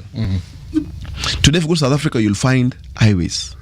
Kenya is a small country. I must say, South Africa, there's a road that's 2,000 kilometers.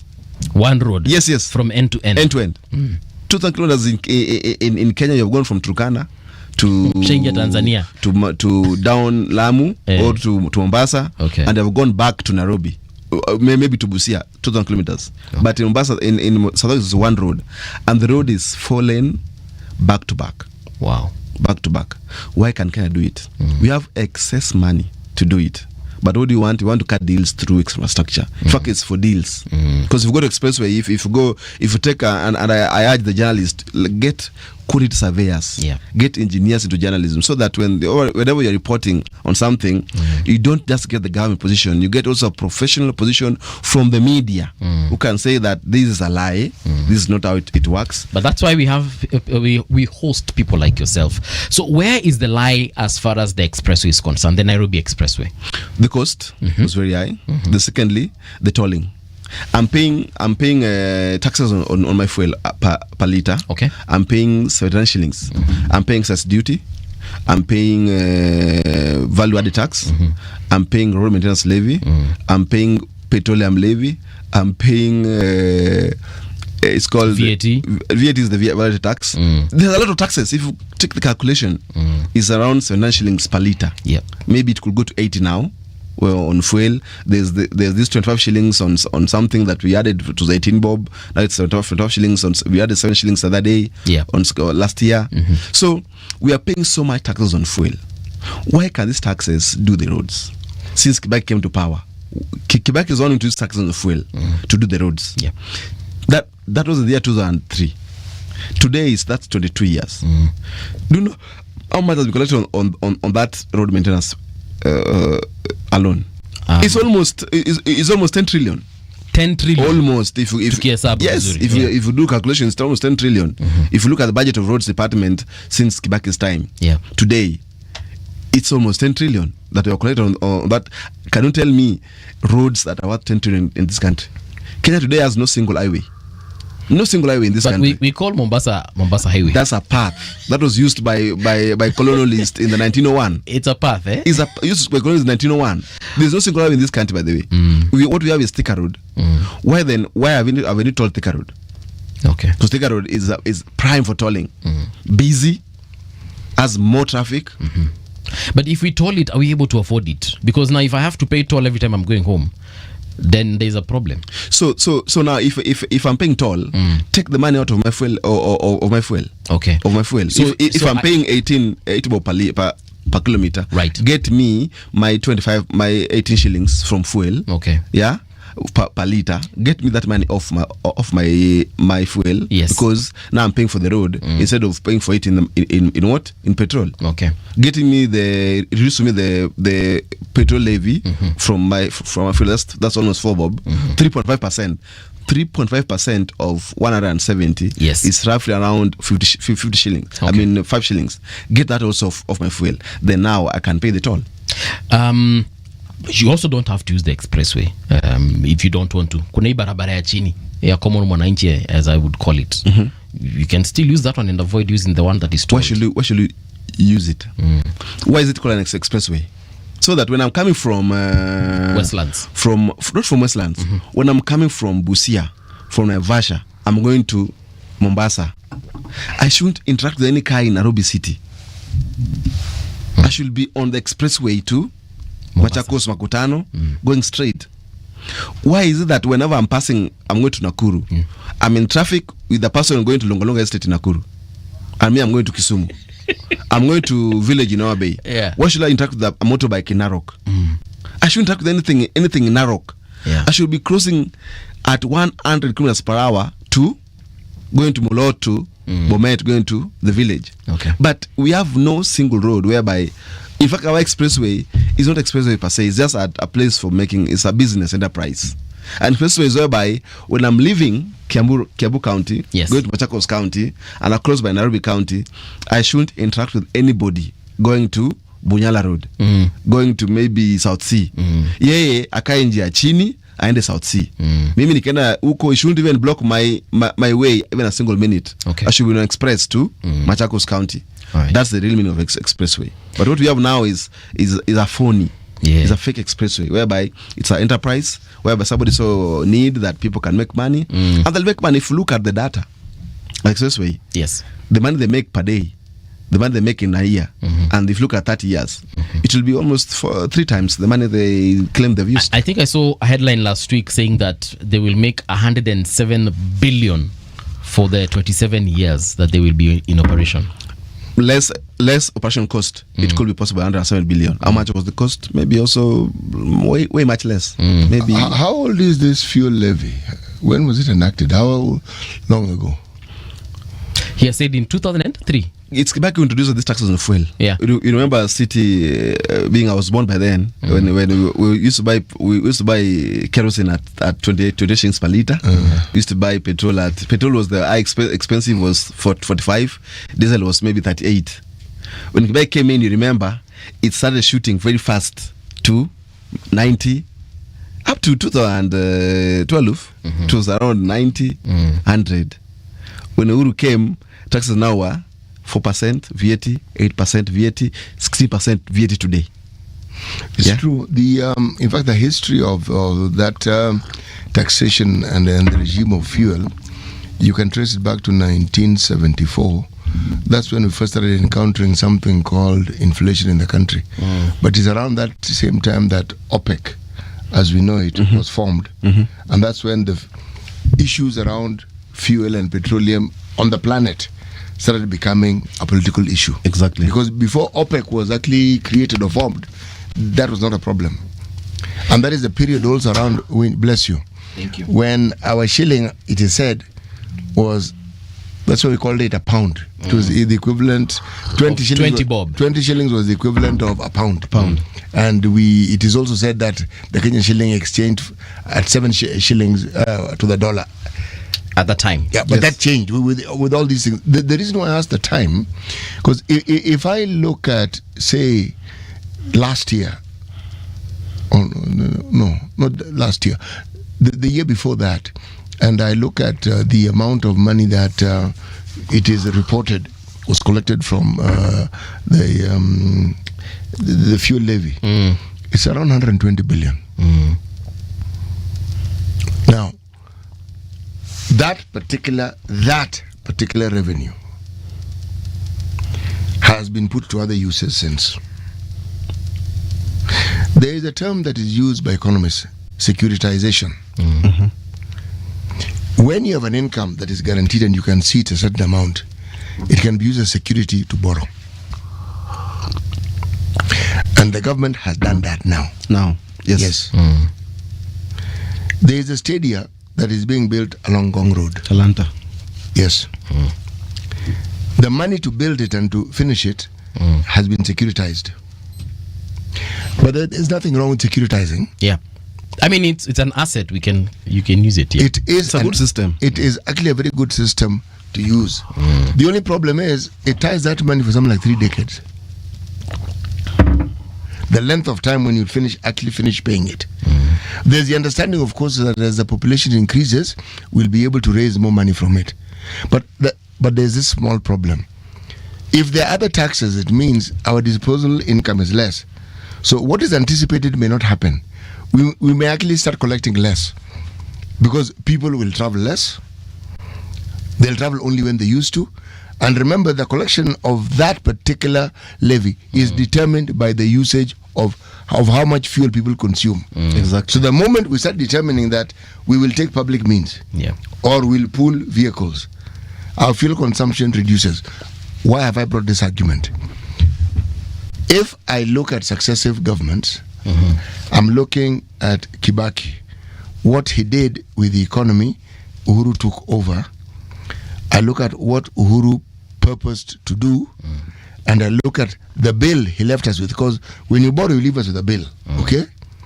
And then that bill was taken over by this particular government. Now, herein lies the question.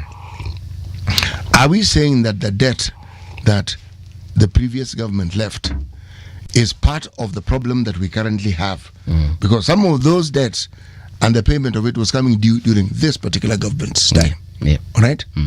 So are we saying also that when this government borrows money, that the money they're borrowing legitimately is actually to pay off debts, so you cannot directly see its usage within the development aspect of the country? Over to you, Mheshimiwa. If I'm given a chance today to discuss the debt and how we use it. First, our borrowing was very bad. We borrowed money not to do infrastructure. You know, the Eurobond that came, 200 billion. You can't touch an infrastructure project it touched. You can't touch really that. Because 200 billion, if you look at the Mausami to Rironi, it is around 170 billion. So they keep telling us. Yes, 170 billion. But that's a billion per kilometer, which to me still is quite high. It's quite very, very high. A billion per kilometer.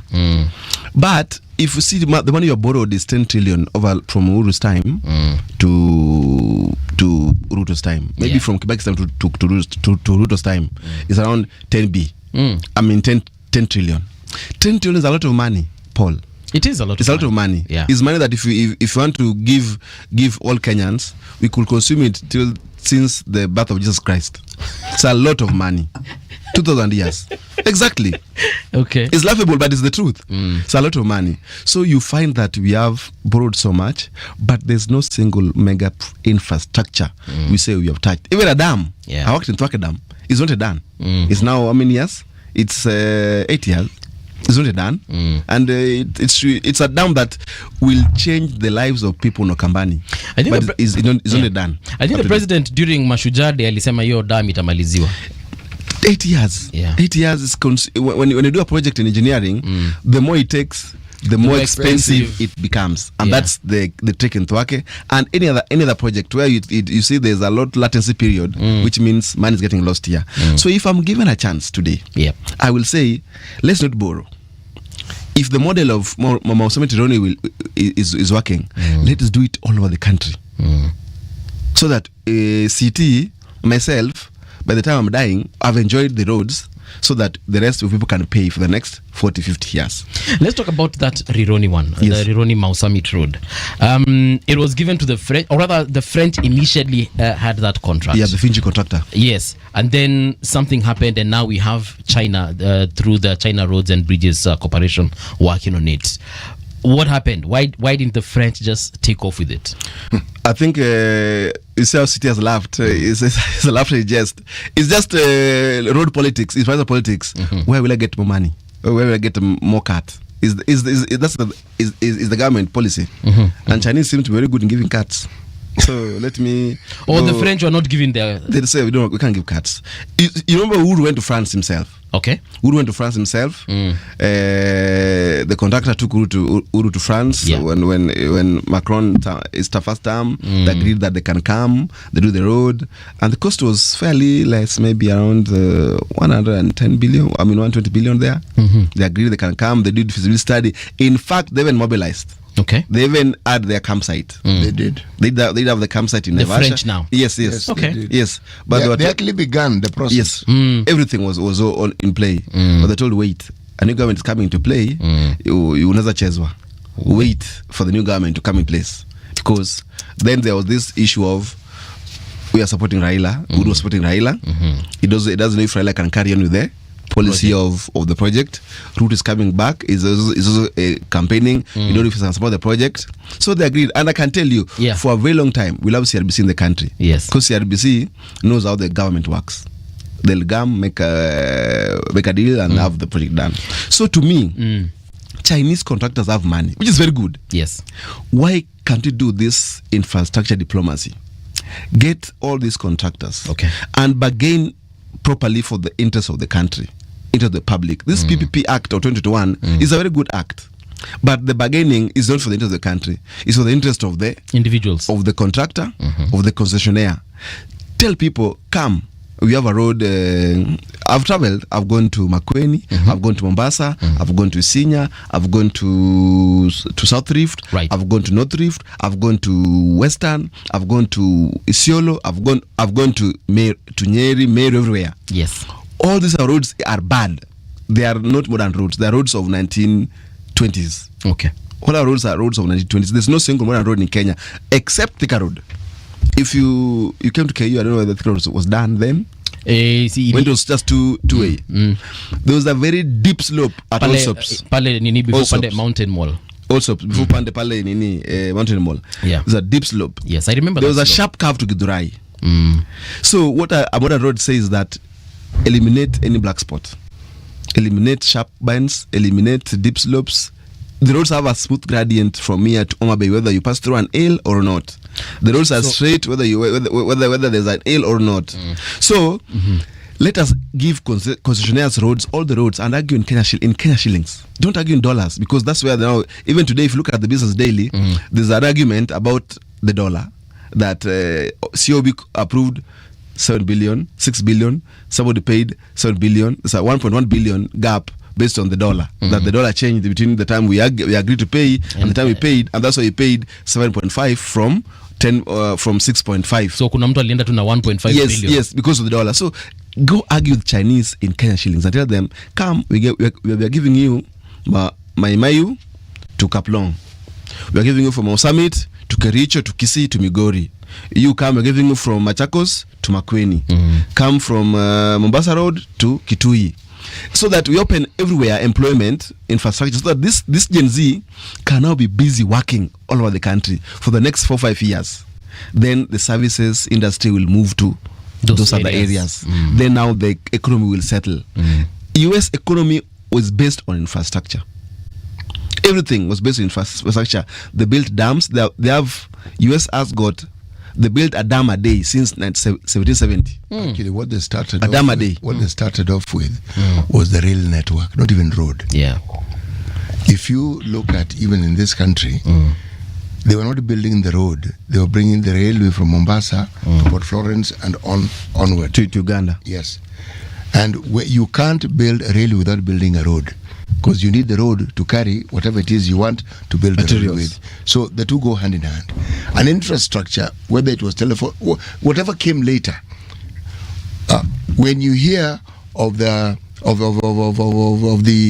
it's called the I'm trying to remember the technical term of the road passage that is beyond the road, that is actually there's a term for it. It is with the understanding that with time you may need to expand the road. Or the road shoulders. Reserve. Yes, no, road reserve. Road reserve. Okay. Yes, with the railway, it's got a different term. But it is the understanding that with the time you will need to expand this. There's other infrastructure that may come along, so you ensure that road reserve exists. And the road reserve is big enough. That is why you found people actually stole road reserve, because they knew they could build houses, and they did build houses. Now, if you understand that simple principle, then you will also understand that all these things are built so that, one, it's not just so that you have logistical ease. No. It is what it does in opening up the economy of the country. Exactly. The moment you have a good road network, very many things that were difficult suddenly become very, very easy. But it is also a security issue. Yeah. In the absence of a good road network, you have a security problem. The moment we built that road that goes up to Marsabit and was tarmacked, suddenly all these problems of bandits along the road reduced significantly. You hardly ever, they exist, but you hardly ever hear of them. 90%. Yes, because what happens is the security apparatus and the forces are able to move quickly. Faster to respond. Yes, but in the absence of that, they cannot move. They cannot do whatever it is they need to do to provide that sort of security. Now, when somebody has a blueprint for a road network, there has to be a budget that accompanies it, because you know. And when I use the word blueprint, is because what you're seeing is, it can't be a one-off. It's part of a bigger plan that you have. You have to have a blueprint for your road network. Like these bypasses, you don't just build bypasses, you plan for them. And you need to have focused. If you look at the trajectory of our population, you need to know that these are the numbers of people we are going to have. So as part of the planning, you include all these things. You think of where will people move to, where will they want to live. You plan. And infrastructure is supposed to ensure that is taken care of. Roads.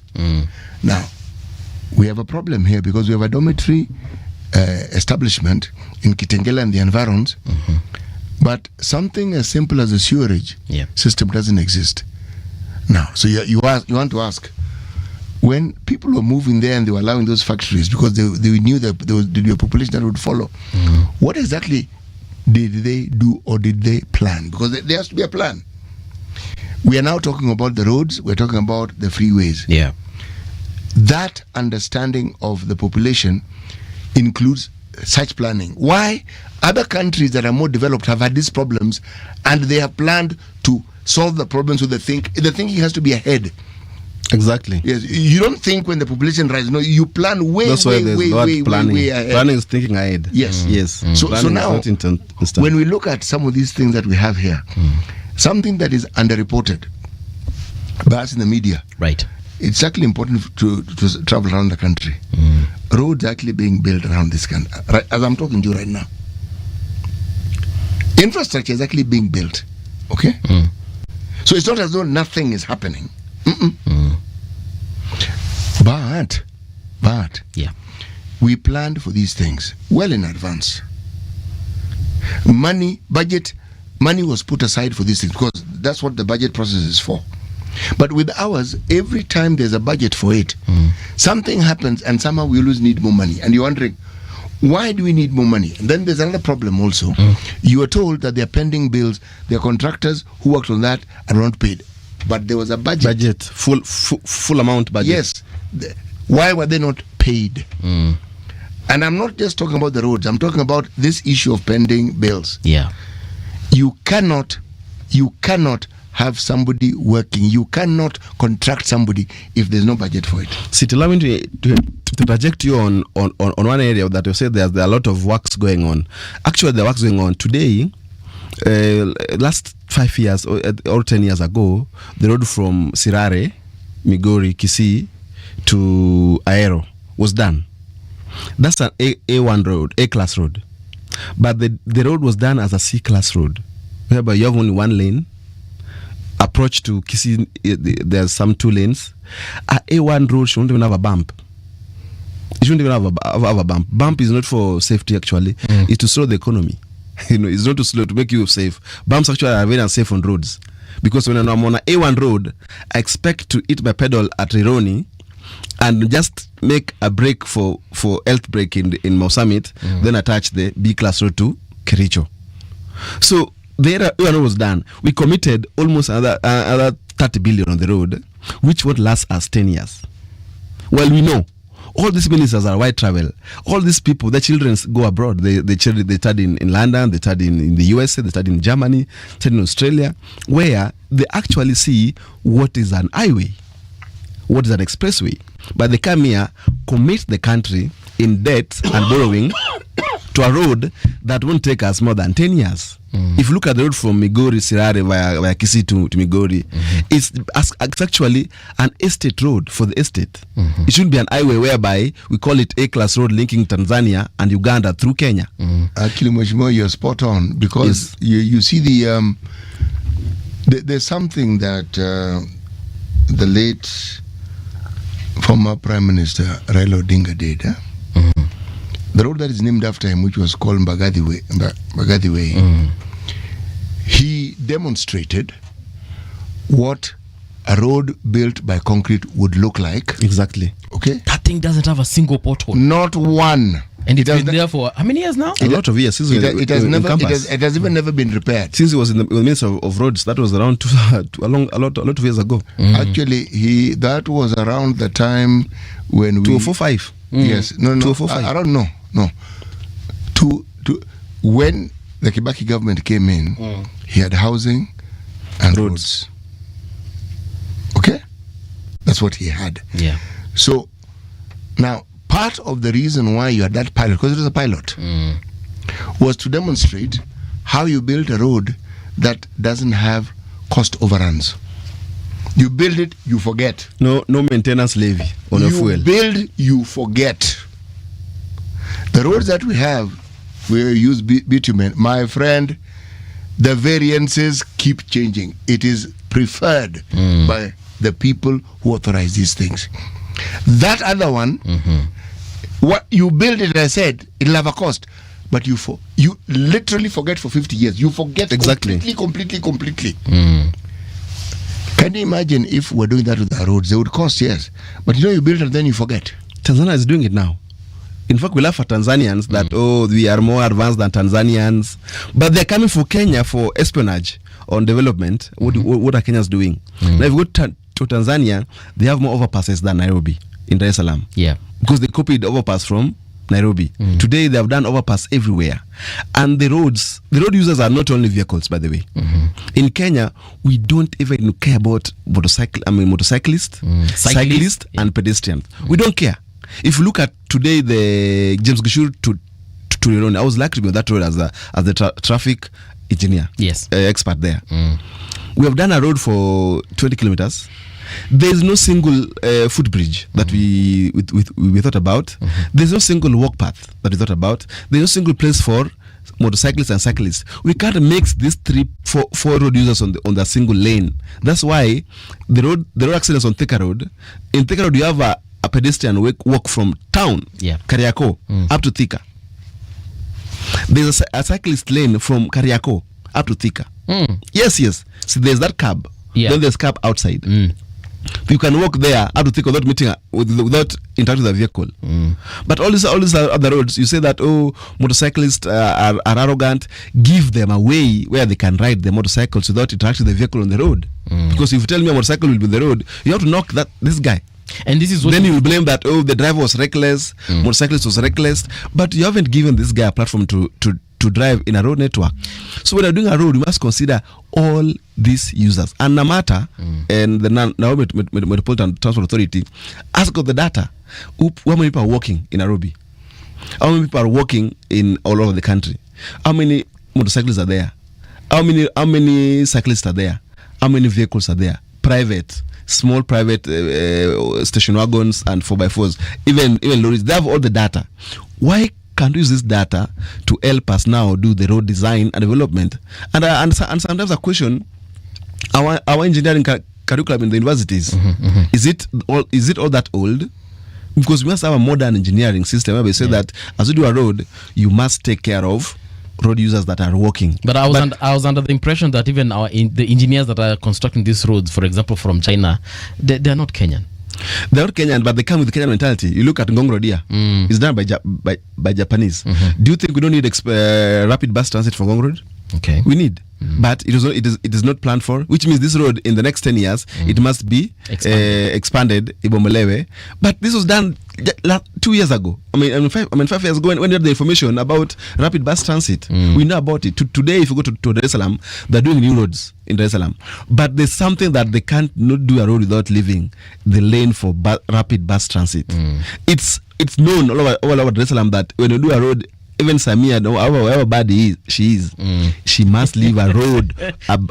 She must leave a BRT system in any road that they're doing in Dar es Salaam today. Okay. To help the country move. If you look at Ngong, choked. Jogo Road, choked. Kangudo Road, choked. Outer Ring, choked. Thika Road, choked. Wakiway, choked. Tukitengela, everywhere in Nairobi is choked. Well, we can do much better than any other city in the world in terms of infrastructure, because we have the knowledge, we have the money, but what do we want to do? We want to put people to be on traffic jam, consume more fuel, pay more fuel levy, pay more import duty on fuel, and get more taxes. That's what we want. But people are not moving forward as a country faster. If you look at average Kenyans, they are stressed because they get home late, traffic. What we want to do is to commit suicide. Mheshimiwa, I can't help but think of, as we're talking about this, of our counties. And how it is that the monies that we've received since we put in place the devolution, yes, that the monies that the counties have received, you cannot equate anything that you can call development and say, given the money that we have received in when did we, from 2013 up to now, how many years? 12? Yes, 12 years. Yes. 13. Yes. If you look at the collective, the sum total of money that every county has received, I'd like a county to demonstrate how it is they've utilized near 5 trillion. Yes, exactly. Near 5 trillion. But it's very, I want to just say, like in my ward, I'm an MCA. I've been there for now 3 years. There are some tangible developments that I can say we have done. If just it was done for over 10 years, and now we could say after 12 years of this tangible development, 2 times 12, we could say this has been done. If you look at my village, for example, there are areas that there was no road at all. It was a bush like this. Today, even a Mercedes Benz can go through that place because we have done smooth road towards that place. The areas that had no water, we have done. But now, what we did instead? Is that your initiative as an MCO, or is it the county government? Okay. County government, my work is to budget. The county government executes. Okay. So, if the government could follow and say that counties, for example, when it comes to this issue of roads, my opinion was, let's tax toll all roads at county borders. If I'm going to Machakos to this road, I put a toll station at Syokimau. Is it Syokimau or Mulolongo? Yeah. Toll station. So that when I'm going to another county, I toll. Once I toll there, the part of the money comes to the contractor. Another one comes to the national government. Another one goes to the county government, because when a vehicle passes through a county, we don't know that it will pass through the local county roads or it will pass to another county. So that whenever you are using in that county, you deposit some money, even if it's 30 shillings only, for any vehicle that passes through Machakos, Kiambu. I can tell you, we will finish our roads by 2035. Roads are finished in this country. Now we go to paying. Meanwhile, we are all now enjoying the roads. And this model should be used even in energy. No, you are a great believer in human nature. You are a man of faith. Why I'm saying you're a man of faith, you actually think that county governments collect that toll and that toll will actually be used for roads. No. Even now, the control budget says that this is the threshold, the ceiling on roads, ceiling on water, because we have devolved functions. This is a ceiling you can do. You can't take all the devolved money and use it for building only hospitals or the money, because we have devolved functions: health, water, agriculture, education, early year learners and vocational centers. So there's a ceiling that now even what we should do as a country is to have manners and do governance proper for the benefit of the public. We don't have manners. That's the problem, as you call it. It's something. It's a culture. If you go to other counties, like for example, if you go to Murang'a, you'll find the governor there has a lot of manners. We can have 30 governors in the future who got manners in the other future. In Nigeria, too, for example, they have a federal system. They do. In the 60s, they started to arrest governors, jail governors. Up to date, there is some order in the default system of Nigeria, even if they are bad governors, but there's some order in how states operates in Nigeria. They have even in Kenya, even in the election of the president, they have understood. This time north, we just have 12. We just have 12 years of devolution. But I believe 10 more years will go to some. That is a narrative that we should not have. You know why? With all the plundering and with all the theft that we've seen over the years with successive governments, this country has still stood. We are unique in the sense that we are a fairly resilient lot. Kabisa. Okay? Now, we put our faith in those we elect, and they perennially let us down. Because the money that we speak of and the money that is budgeted for, it's money that the citizens contribute by way of the taxes and levies and all these things that we do. I do not wish to call theft bad manners, because it is theft. Because when you say bad manners, we euphemize it and we make it sound like it is something that a small child has done and a slap on the wrist should sort it out. When the money that is budgeted for is misused, my friend, we actually kill people. If you look at the road, we're talking about the Mau Summit to Rironi. Last week there were accidents on the road. 6 people died. In fact, in the last 6 months, more accidents have been reported on that road more than ever before. More accidents, it has killed. There are very many and then on that road, yes. we want to blame the driver for overtaking, for it's called what, overlapping, overspeeding. What is the speed in a Toyota, a normal Toyota? 140. This small Beetles here for Uber. The maximum speed is 140. Why was the engineer doing at 140? Because he knew that there's a road that it should be done at 140. While in Kenya, if you drive today city to Kisumu at breathtaking speeds and you reach Kisumu and look at your average speed, you'll find you've done 50 kilometers per hour speed. While in Kisumu you should be doing 100 kilometers per hour on average, so that you do only 3 hours to Kisumu. So that people say that, oh, Luos are not hardworking.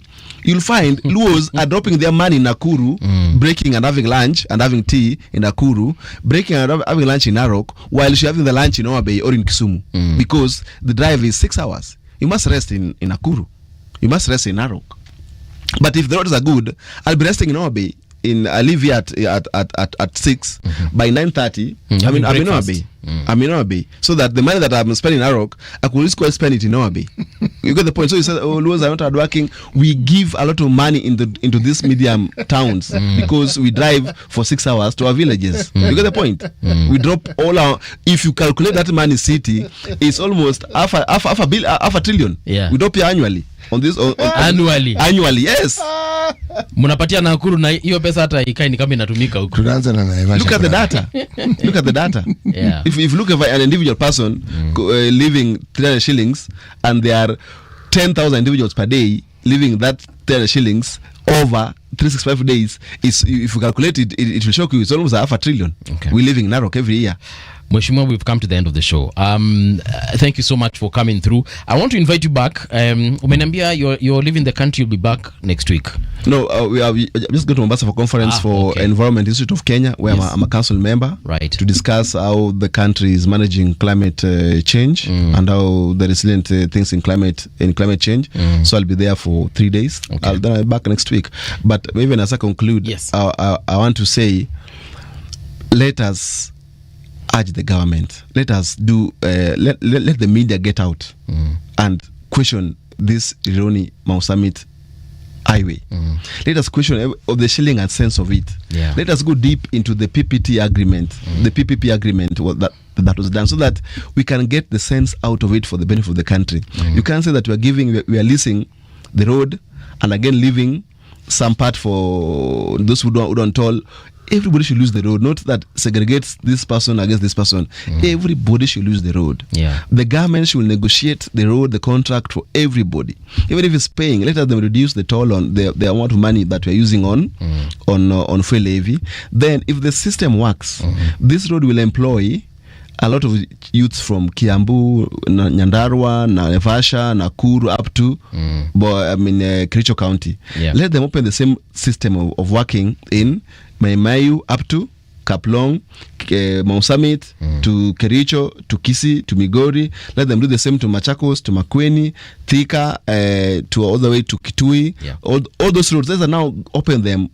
It's possible to be done at the same time, all of them, so that people can be in employment, people can be busy and stop politics. But if you want to let this generation go into politics, it's a national security issue that there's no infrastructure project going on in the country today. There's none. That's happened since Ruto came to power. Big infrastructure projects, akuna. So let's get these people busy working so that they can get active, not in politics. Then we finish 2027 and have a candidate that now we can have roads and we pay. But now we are paying, but still have potholes. Thank you. Sawa Mheshimiwa. I guess, like I said, come back. Let's have this conversation. I will. All right. On when Radio Generation, the sound is fine. Pump it up, turn it high all the time. Let the music move you, let's sway. Radio G's got your jam all day. Radio Generation, the home of urban soul.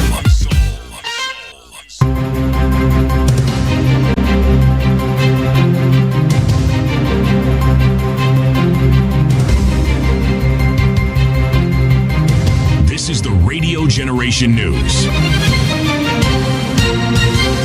Good morning, I'm Winnie Maganga. Millions of learners across the country have begun their national assessments today.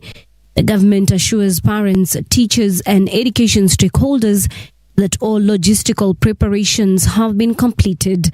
The examinations will involve grade 6 pupils sitting for their Kenya Primary School Education Assessment and grade 9 learners taking the Kenya Junior School Education Assessment. Education CS says preparations for exams are complete, while Interior CS Kipchumba Murkomen assured of security during the assessments. Ministry of Interior is on standby to support providing security support, providing also logistical support. Our chiefs, assistant chiefs, our ACCs, our DCCs, our county commissioners, regional commissioners are working tirelessly to ensure that the exams are done in a peaceful environment. Leaders in Turkana County have condemned the killing of 2 police reservists in Turkana South. The victims, identified as Ayapan Luluk and Simon Lomoas Okaro, were reportedly attacked while returning home from providing security at the Lodwar irrigation scheme. Governor Jeremiah Lomurukai has called for swift investigations and justice for the slain officers. Huyo mkubwa wa kedi ama ambaye letwa juzi atolewe mara sehemu hii. Number 2, apitishe kwa ile inaitwa court martial. Court martial. Ameua innocent security people. A family in Kakamega is demanding justice after the body of their 21-year-old daughter who went missing on Friday was found in a pit. The grieving relatives suspect foul play and are urging authorities to expedite investigations. The incident has also raised concerns over negligence by a landlord who allegedly failed to cover the pit where the body was discovered. Mtoto wangu aliamuka ni mzima, akaosha vyombo, akagana nichekea tu, ananiambia mama be strong, venye mimi niko strong. Kweli nilikuwa strong, sikujua mtoto wangu ananiaga. Lakini kuna one man alikuwa na threatening mtoto wangu kila sana. I want to marry you. Huyu mtu anaishi hapo juu. Alikuwa suspect wangu wa kwanza. Niliana nikamwambia mtoto wangu sijampata. Akacheka tu, nikamwambia unacheka na itakuwa na serious note. Nikanyamaza. Kama mtu aliona weakness ya mtoto wangu amfanyie kitendo. Asema mtoto alijirusha kwa shimo. The government has ordered a comprehensive audit of all loans obtained by tea factories managed by the Kenya Tea Development Agency. This is amid growing concerns from farmers over low bonus payment this year. In a letter addressed to Tea Board of Kenya Chief Executive Officer Willy Mutai, the Principal Secretary in the State Department for Agriculture, Kiprono Rono, directed the board to undertake an in-depth financial review of KTDA-managed factories. Teams from Egypt and the International Committee of the Red Cross have been allowed to search for bodies of deceased hostages taken during October 7th attacks, Israel authorities have confirmed.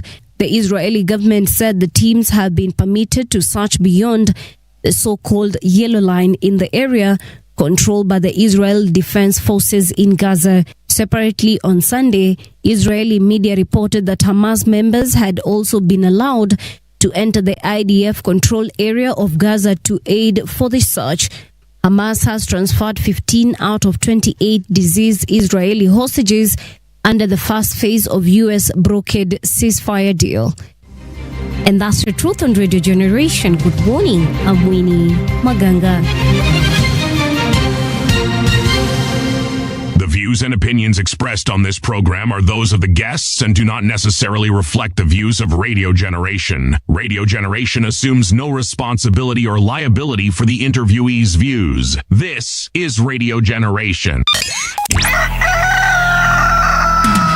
In the beginning, there was morning radio.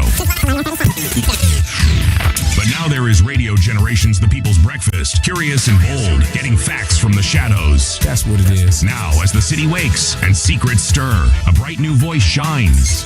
The People's Breakfast. Your morning, your voice, your journey.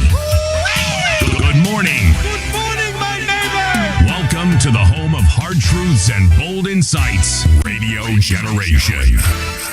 Welcome back. 7 minutes past 8 o'clock. This is Radio Generation on 88.8 FM Nairobi, 90.7 FM in Mombasa. RadioGeneration.co.ke is where you'll find us live and direct. I'm with Siti Muga in the studio, and we want to get into a conversation about, the opposition politics, succession, and of course the roadmap as far as 2027 is concerned.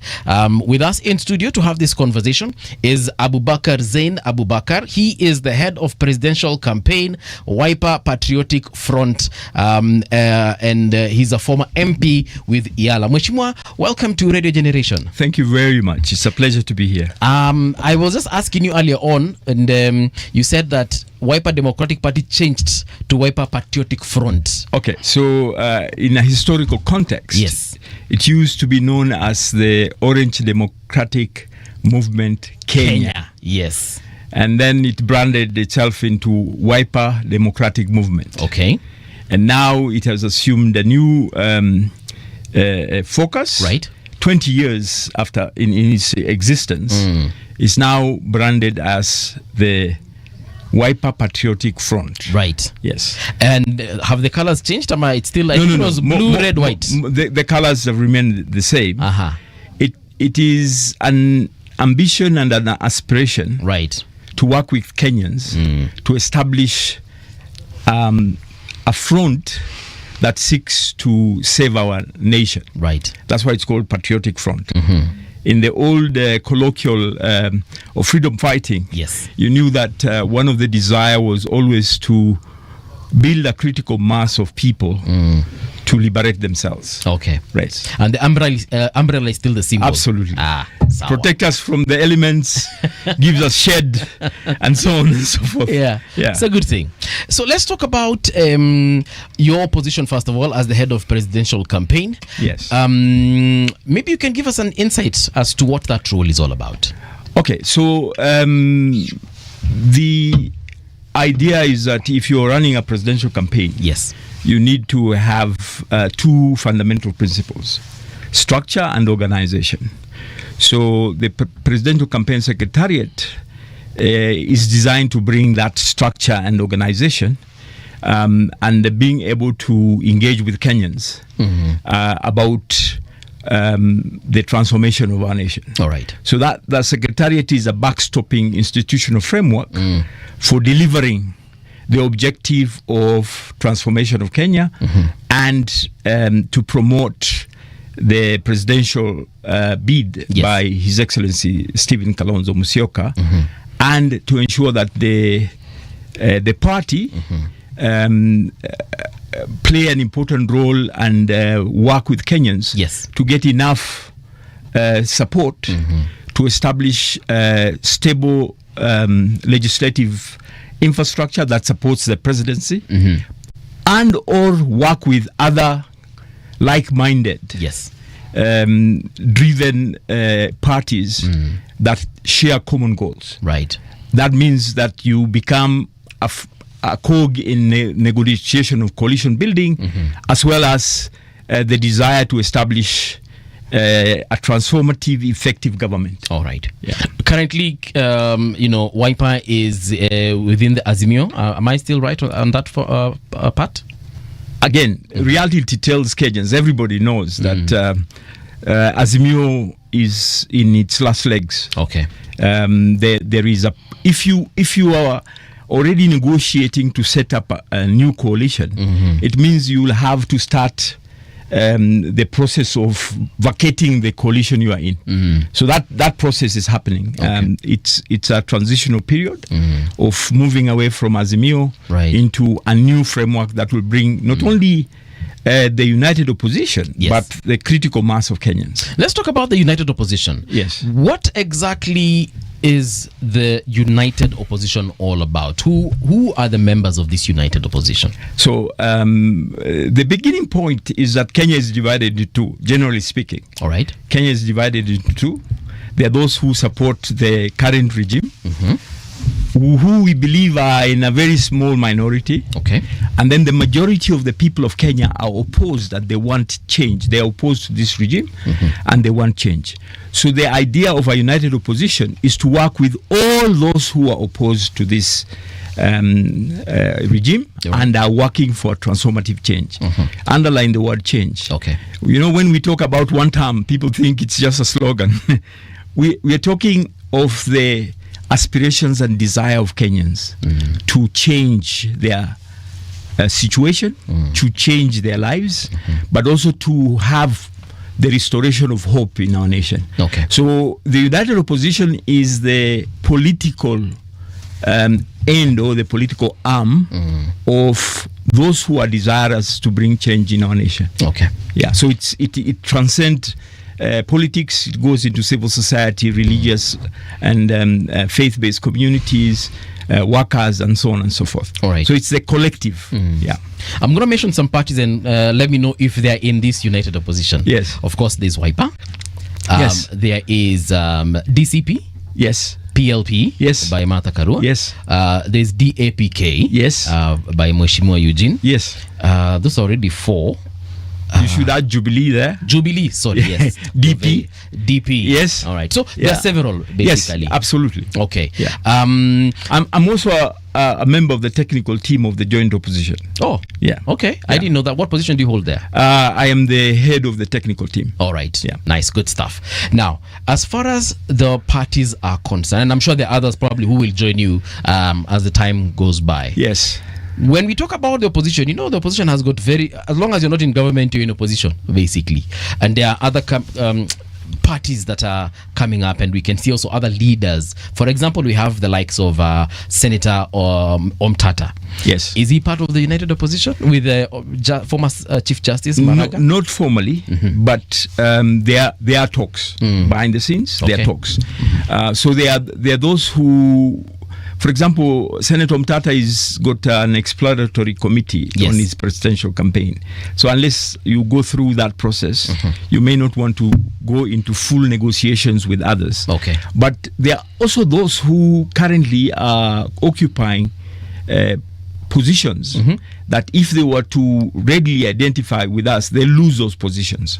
But they're talking to us behind the scenes. Yeah. So as I said, look at that dichotomy, that there are those who support the regime and everybody else who oppose the regime. So as far as we are concerned, everybody else who opposes this regime is a potential partner, is a potential person who we can work with. Okay. Yeah. From expert, because I'm not an expert in politics, but from the the experts and the analysts that I've sat with, yes, on and off air, yes, one thing they say is that if the opposition is going to beat the sitting president, the incumbent, they have to come up with a solid solution, a solid strategy, and a solid individual who's going to be the flag bearer. Yes. And so far as it is, from a voter's point of view, I do not see that person. Okay, Yeah. so it's interesting when you say that. It's expected for you to say that because you want to be an independent commentator. You want to be fair to all sides, for sure. But for some of us who have been at this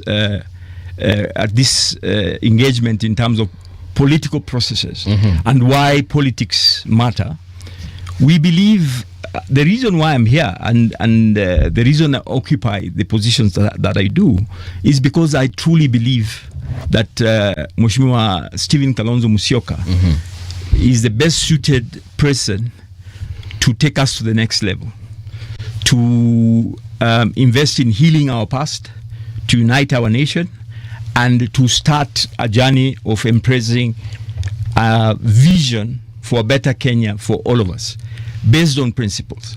So if you talk about these things, we can talk about the fundamentals. So if you allow me, I'll talk about what the fundamentals are. Sure. Go ahead. So to us, our deep dive analysis, and some of us have been doing analysis for a long time because we've been involved in national processes for a long time. But it comes down to simple three basic scenarios. So the first scenario for us is one which explains what is the problem that we have. And we call this a crisis scenario.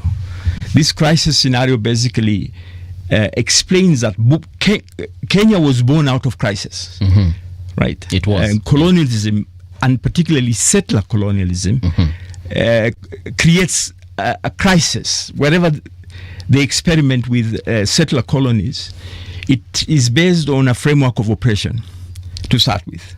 So alienation of land, subjugation of the people, using state power to enforce foreign-based, interest-based policies. Okay. So we were born out of that.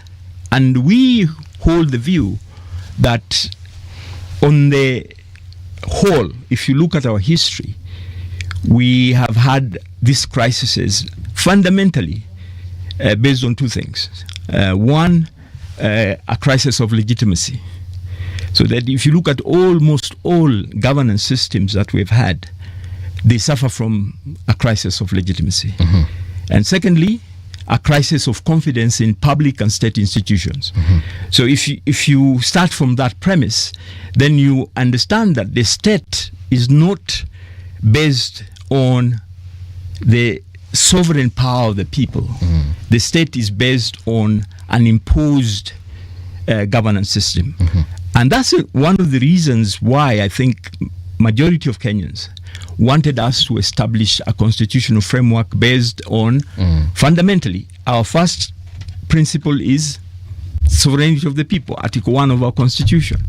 And we wanted to deconstruct all these other forms of power based on the presidency or on the parliament or on the judiciary or a clique. These days we have a fashionable word we call elite consensus. And that elite consensus is actually contradictory to Article 1 of our Constitution, which is people-based.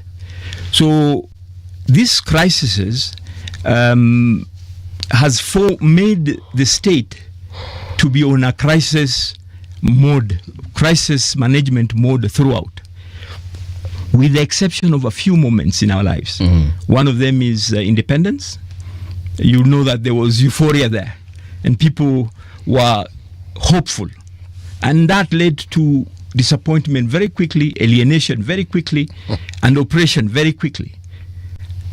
Another example is 2002. A BBC survey postulated that we were the most optimistic people on earth. Yeah.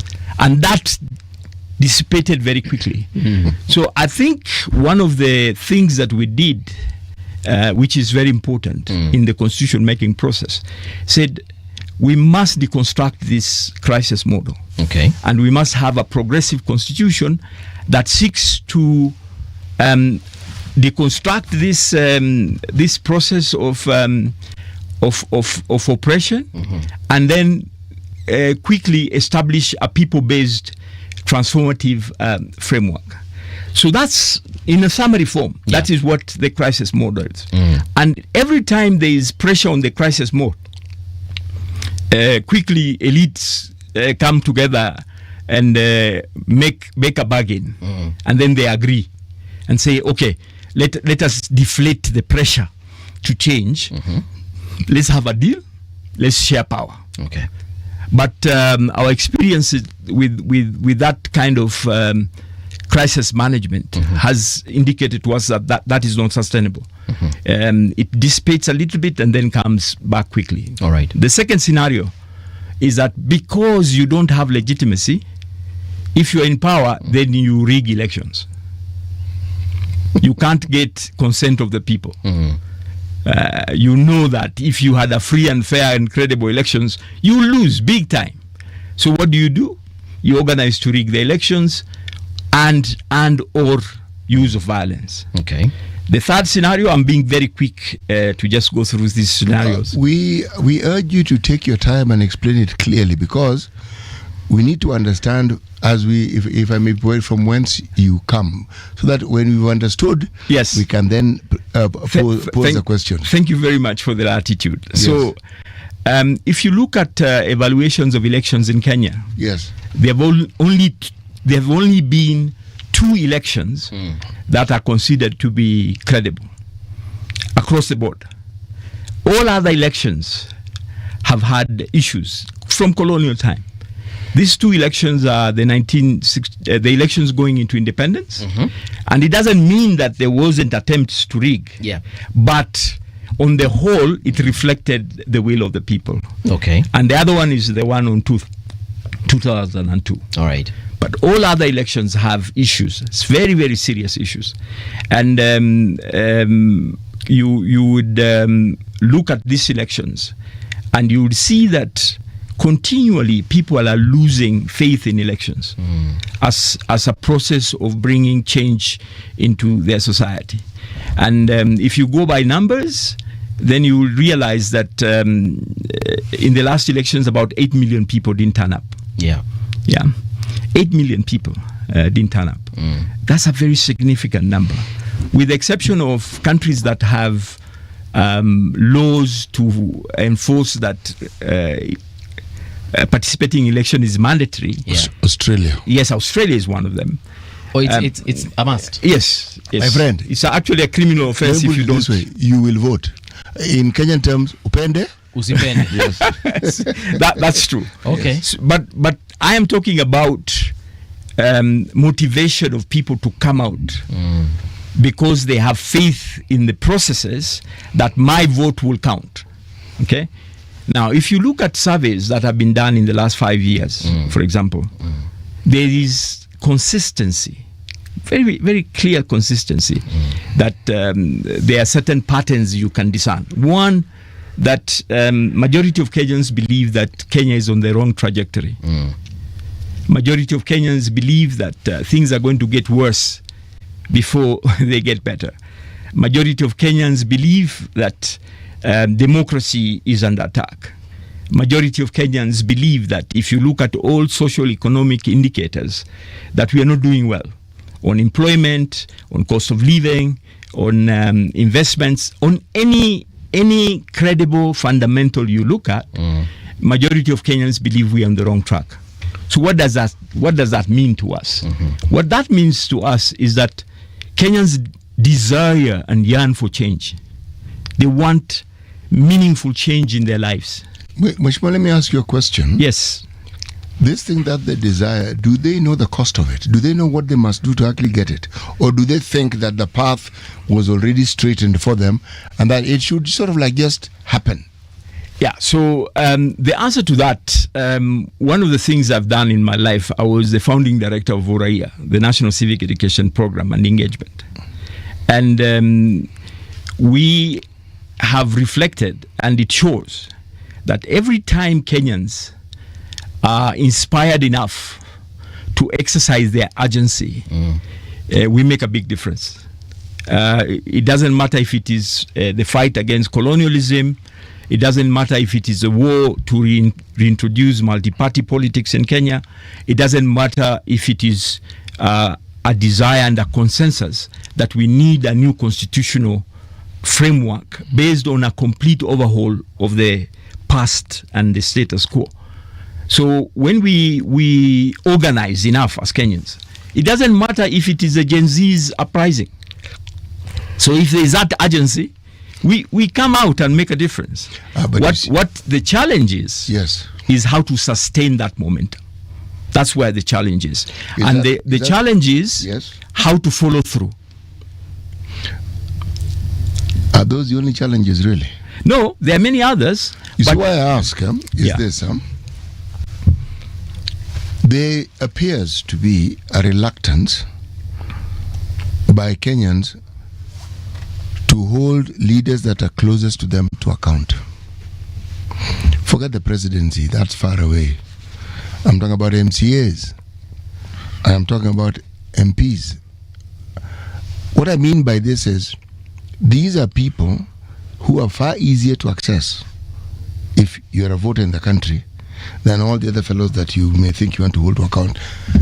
If we didn't have a devolved system of government, then I would not be saying what I'm saying. Our problems begins at the ground, at where the lowest common denominator of governance and leadership begins. Now, how do you hold such people to account? Because MCAs have the power to change the lives of the constituents of their counties, because every county in this country gets money. And problem number one, we are told over 60% of the money that the counties get goes into paying people's salaries. It means money that could have gone into the very developments that would then help change the lives of these people goes where it shouldn't go. And yet, the citizens seem fine with it. Or maybe they are not fine, but they are loath to take any action. So you wait for an opportunity like the one presented by the Gen Zs, and then it fizzles out. And all the tenets that you mentioned about follow through and so forth are then made manifest. And yet, the local MCA in the rural place that I come from is probably my relative, it's probably somebody I know. But I will not hold that person to account. I will not ensure that this person guarantees that whatever it is that is planned for that little nook and cranny that I come from, that we get what we get. So my brother City, you are defining the governance crisis. That's what you're doing. You're defining the governance crisis. So I'm making your life easier here. And you are saying, you are agreeing with me, I am. That this crisis, this governance crisis needs to be handled. Let me give you a few examples from the case you have given. Yes. Let me start with the 60%. It varies, but you're correct. And that is illegal. It's unconstitutional. It is. You cannot expend money for recurrent budget to that threshold. It's illegal. It's unconstitutional. We have Auditor General reports that have indicated and have specified who are the culprits. Culprits have been identified. The framework for holding these culprits accountable is the national legislative framework, and particularly both the National Assembly and specifically the Senate. And these people are brought before the Senate, and Senate write reports. They are even sued in many cases. My brother Umtata is always in court suing people like that, and he has sued his county a number of times. And you get a court order, and the executing arm of government, the executive, that is supposed to implement that court order, ignores it. Right? So it's not a vicious circle. Part of this problem is political awareness and civic education, part of it. The second part of it is to create linkages between their lives and how public resources are budgeted for and are utilized. But there is a third element which is absolutely important. We are talking about the rule of law and constitutionalism. So if you have a head of state who championed the rejection of that constitution, he has never acknowledged in public and said, I was wrong. Now I've taken an oath to defend, to implement, to respect, to promote this constitution. And then you expect that person to uphold the rule of law. Then there is a problem there. But let me give you other examples from other jurisdictions. Throughout history of humankind, it doesn't matter where you start from. Where you have oppressive systems, ultimately those oppressive systems face resistance and overthrow by the people.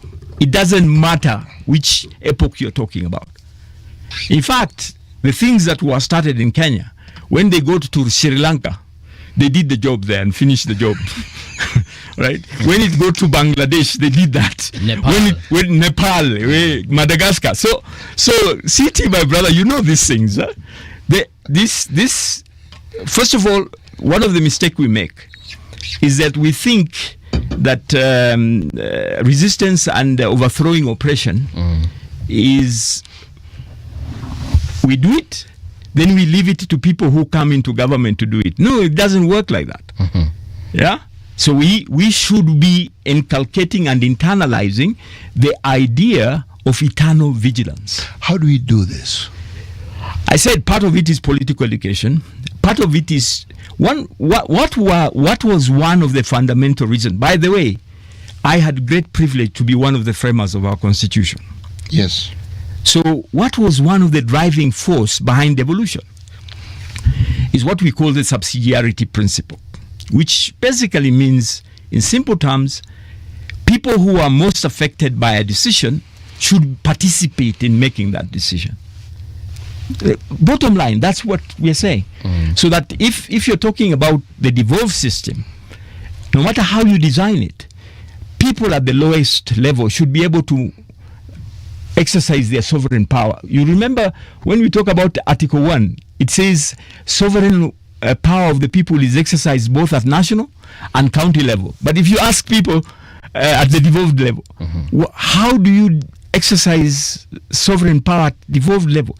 It's these things that I'm talking about, that you participate in the politics, you participate in electing people, but you also, more importantly, participate in holding accountable those you elect. It's not a blank check. You're going to do whatever you like for 5 years, and we're dummies waiting for you to deliver things for us. So at a philosophical level, we decided deliberately, in terms of design and architecture, that we are not going to have a chapter called Directive Principles of State Policy.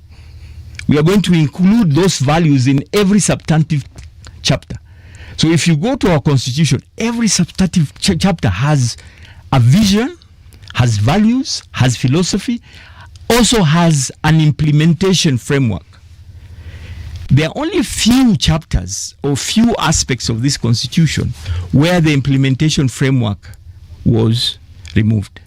But you know this, my brother, that, for instance, we said the three arms of government conceptualization is not adequate to resolve Kenyan governance problems.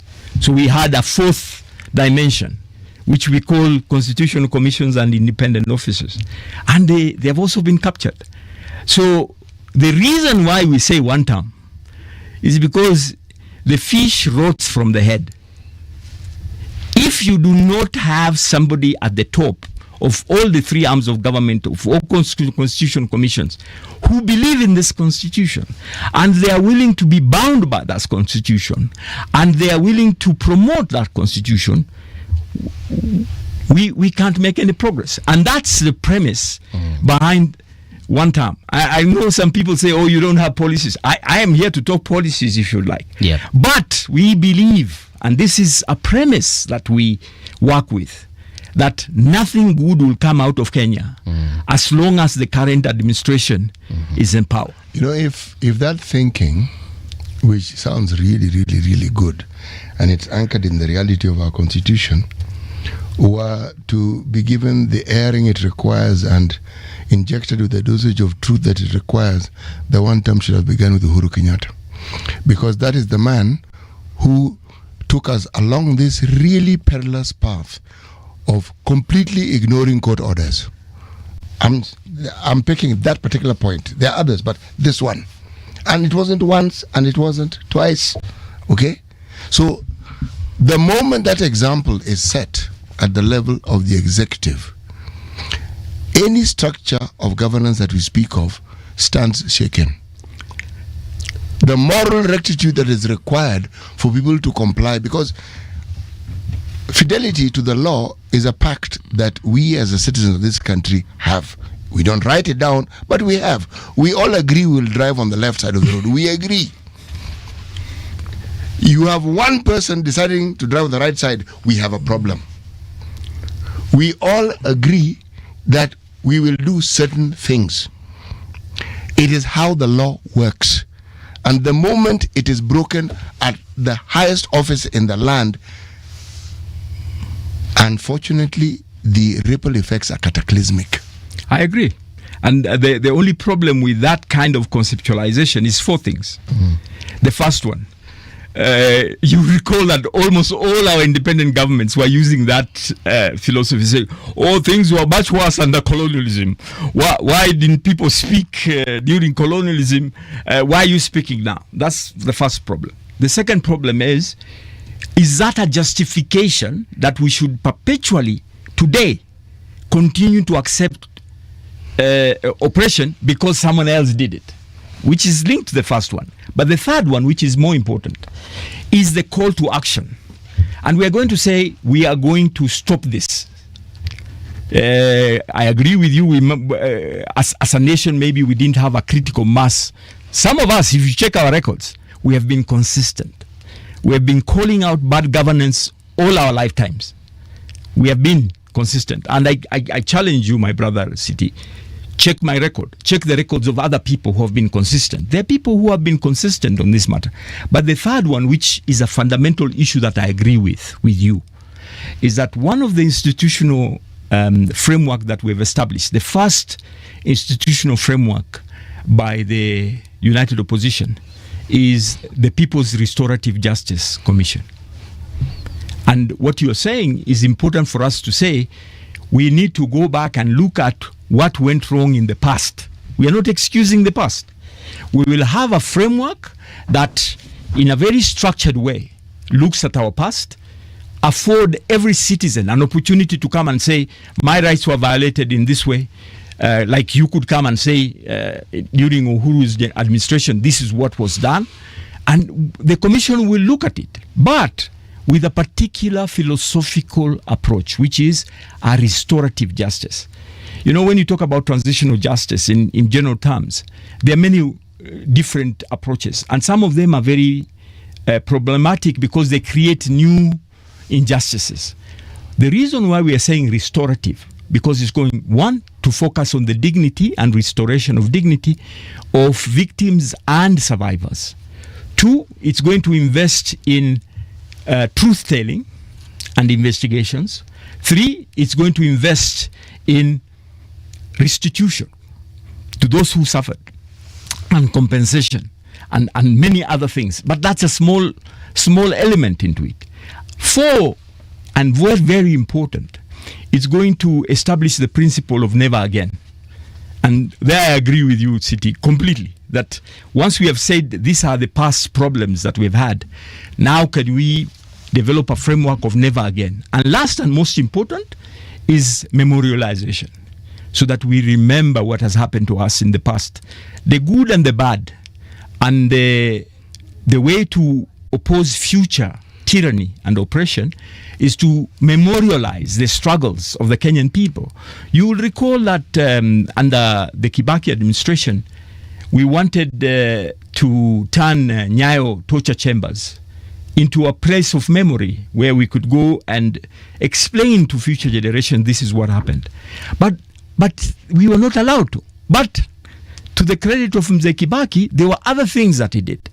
He was the first president to unban Mau Mau, a heroic movement to liberate this nation from oppression of colonialism. You'll recall there was a road which is now currently the Procession Way linking Serena and State House. That road, that land had been grabbed. It had gone. It had gone. It had. He quietly told those people, Rudisha, and they returned. How you go to face the consequences? KICC was gone. He didn't put a structural thought-through process, although he contributed to the start of the TGRC process. But quietly he rectified the mistakes of the past. So I am agreeing with you on this point, that we are called to call wrong things wrong, no matter who has done them. You know what I find often interesting is how it is that people like you, who have a clear understanding of right and wrong, are the apologists for people who don't seem to believe in the same things. And I'm going to explain what I mean. I listen. Every leader of a major political party has serious rot within their own political parties. Serious. Underline it, circle it in red, and circle it bold. again, yes, and bold, and circle again with green. When I say rot, it is because I understand that political parties are not democratic institutions. They have owners. That much I understand. But the thing that makes this particular conversation real is when you understand that the collective positioning that many people within parties have is, so long as I benefit, we can talk about the rights and the wrongs and the things that are governance based, but we are not really held by those rules, and we don't really need to abide by those rules. You look at, for instance, how people are nominated and how it is people who are party stalwarts or claim to be, but where now our political parties take a complete twist is the amount of monies that are often involved in these processes. It may not be spoken of loudly, but the citizenry know. So the apathy that we see is because the Kenyan citizen is not necessarily a loud person. We are passive aggressive. We will respond to what we see in ways that are not necessarily physical, not necessarily loud, but the apathy points to what it is that we have seen and how it is that we are responding to it. The people who lead us politically are the worst possible examples of the very things that we are speaking of. Worst. And the people who lead us are not just in political parties. Those habits that begin with political parties are then carried on to parliament. So you find that the interest of the so-called voter, this delegated power that they are given, their actions tell us that their understanding is not that it's delegated, it is theirs by right to do it as they see fit. So when we talk about the forward movement, In my mind, that's all we're going to be doing, talking about the forward movement. And actualizing the forward movement involves changing the thought process and hence the behavior process of all these political animals that we have. And those are people who are loath to any meaningful change. So that's my view. Okay, it's as one of the eminent daughter of Kenya said, all views and all dreams are valid. Lupita said that. But let me start from... Actually, she is wrong. Not all dreams and not all views are valid. But I was validating your view. I was saying you have the right to hold that view. But let me start from discussing these things. My brother, City, allow me. You have time. I'm just saying it is not a view. It is also not a perspective. I am speaking truths and I can give examples to support what I'm saying. But anyway, now state your point. Since I'm the one who is sitting across you, yes, what do you have against me? Because I can start with me and say, look at my record. Point it out. I'm open to public scrutiny. You I hold in high regard. That's the whole thing. Yeah, that's what I'm saying. I hold in high regard. That's why I'm saying City. Let me start. Yes. That's why I'm starting. One of the things about the things that we do wrong, when we try to hold each other accountable, we don't start with the person in the room. Let's start with the person in the room and say, you can speak for yourself, because what you're doing is to put me in a place where I need to evaluate others. Yes. I am saying to you, let's start evaluating each other, all of us, the three of us who are here. And since I'm the public figure, you start with me and say, Zain, in this place, there was these accusations, or we have done this or that. I have led a public life for more than 30 years. Public life for more than 30 years. And counting, and could be even close to 40. And I am willing for anybody to point out anything in my life that I've done wrong. Anything. Secondly, what you're saying is a generalization. Yes, it is. And I'm looking for particularization and say, let's talk about this. But I'll address the concerns that you have, which many Kenyans do, in this way. If you talk about generally, the organization and political organizational culture in Kenya is a bad culture, right? It's a bad culture, and some of us who have studied this, and you are an eminent public intellectual who knows some of these things. I'll give you a few examples so that people start understanding what are we talking about. So during the liberation struggle against colonialism, our leaders then at some point decided economic saboteuring is valid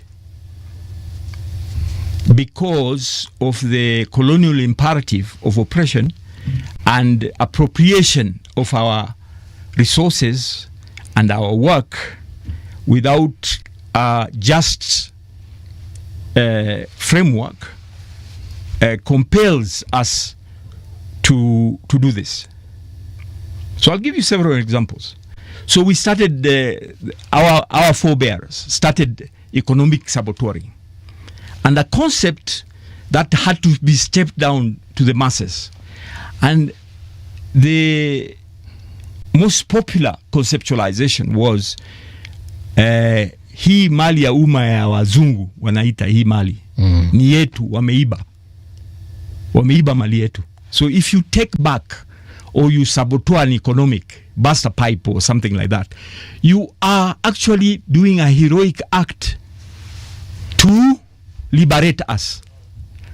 Now you know this city, this is called enrolling. You are being put in a role of struggle. What we didn't do at independence was derolling. To say, okay, now that we are back in control of our resources, stop this. Don't continue destroying the economy because we want to liberate the nation. We have done that. It's now ours. Because we didn't do proper derolling, the mentality that mali ya umma unaweza kufanya, you can do anything with public resources, continued. And we know this. If you want to stop this, it will have to be an ideological battle to do it.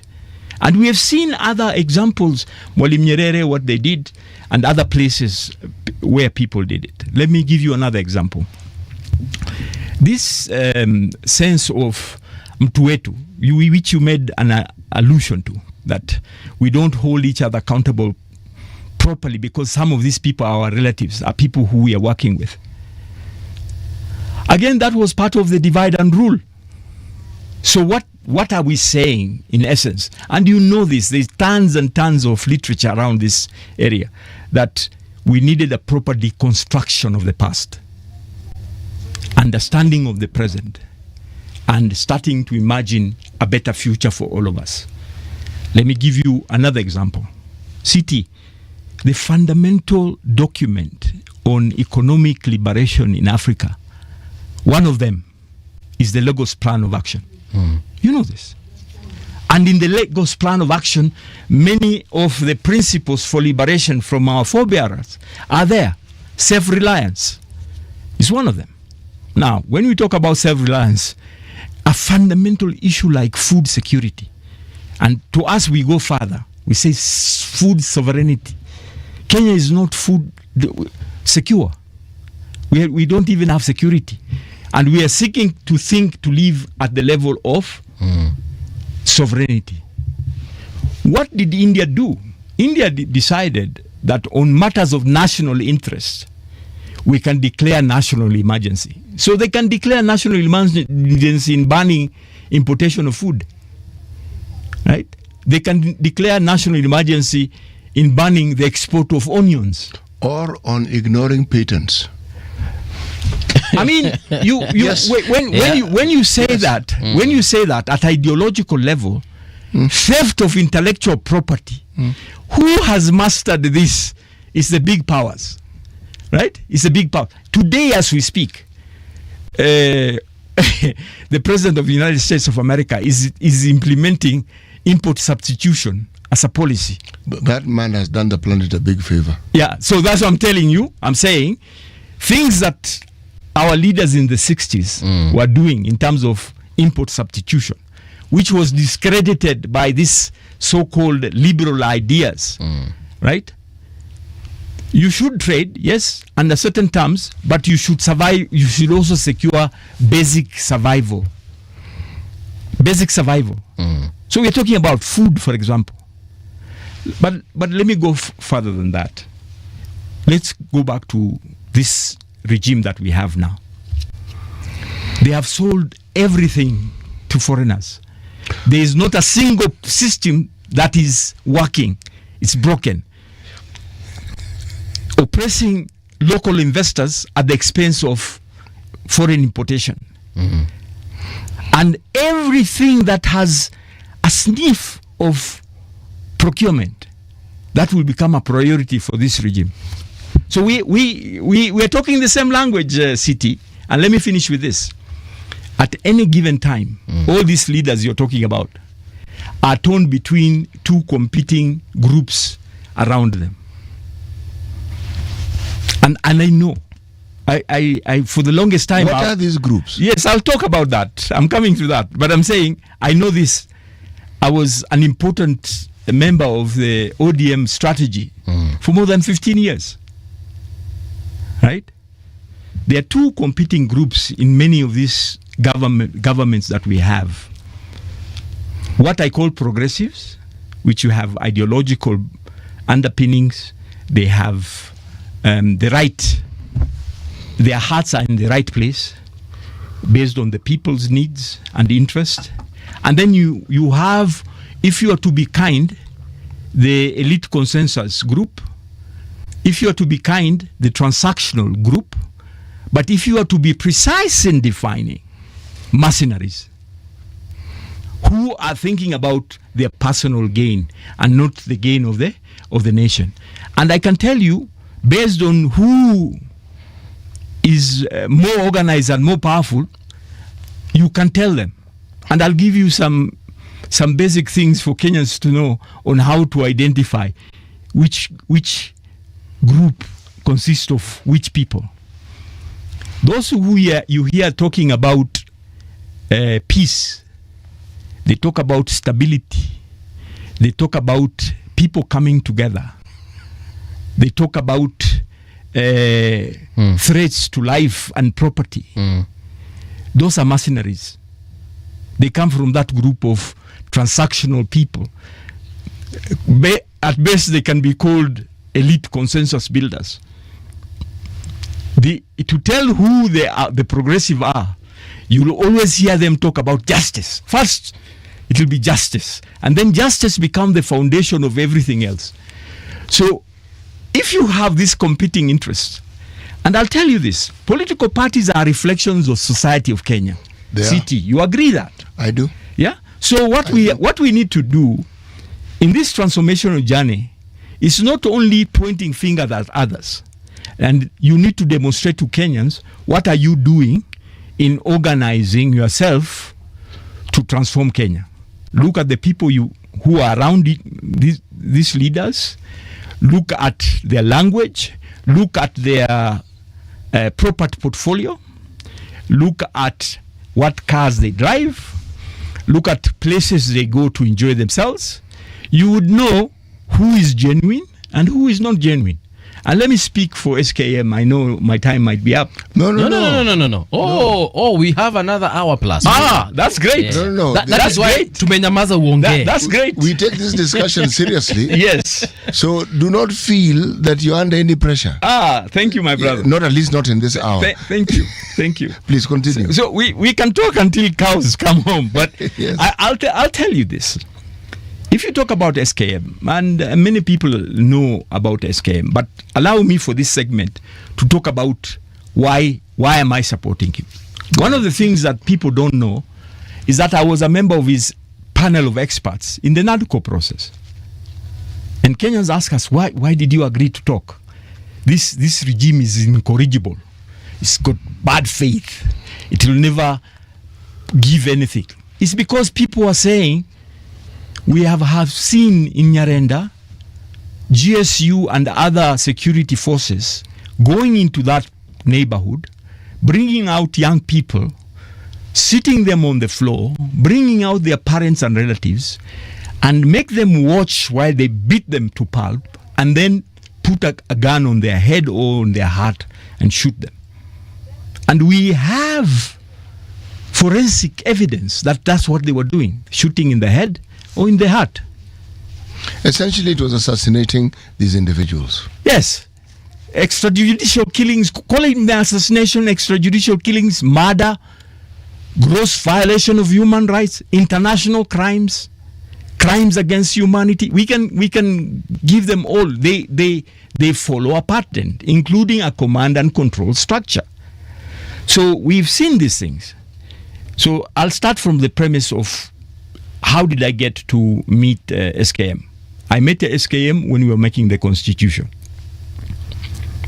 in the constitution making process. And all our leaders were members of the National Constitutional Conference. And we had debates about the constitution.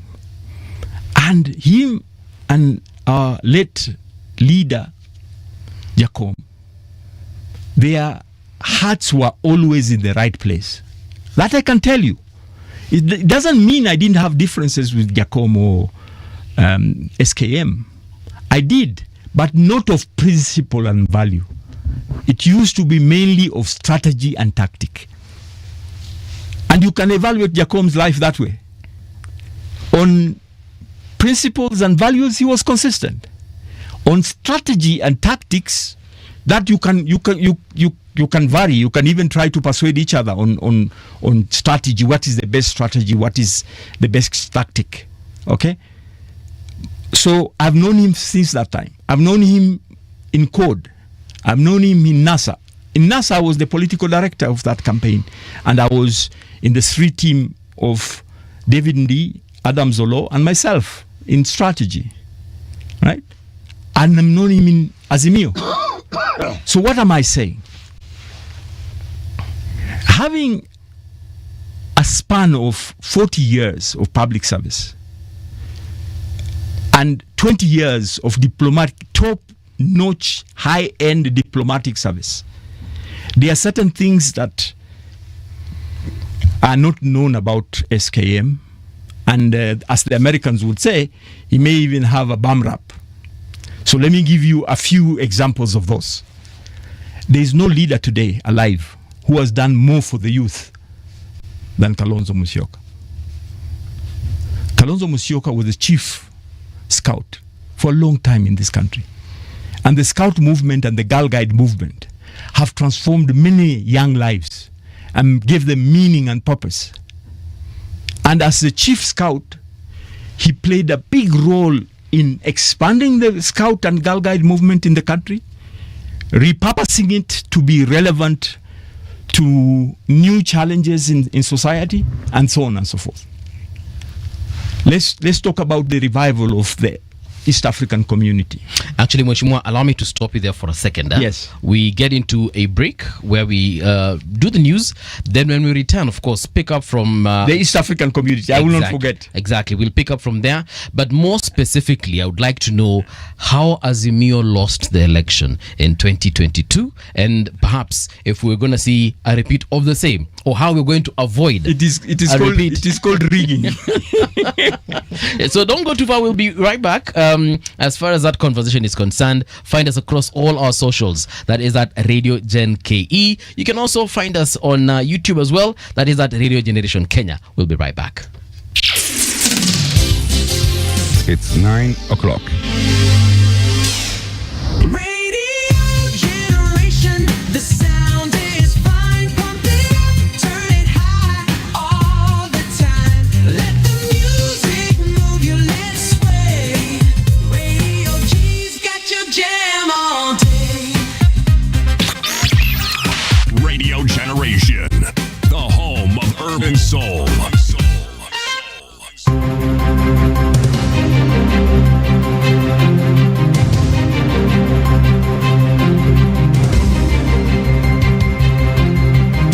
This is the Radio Generation News.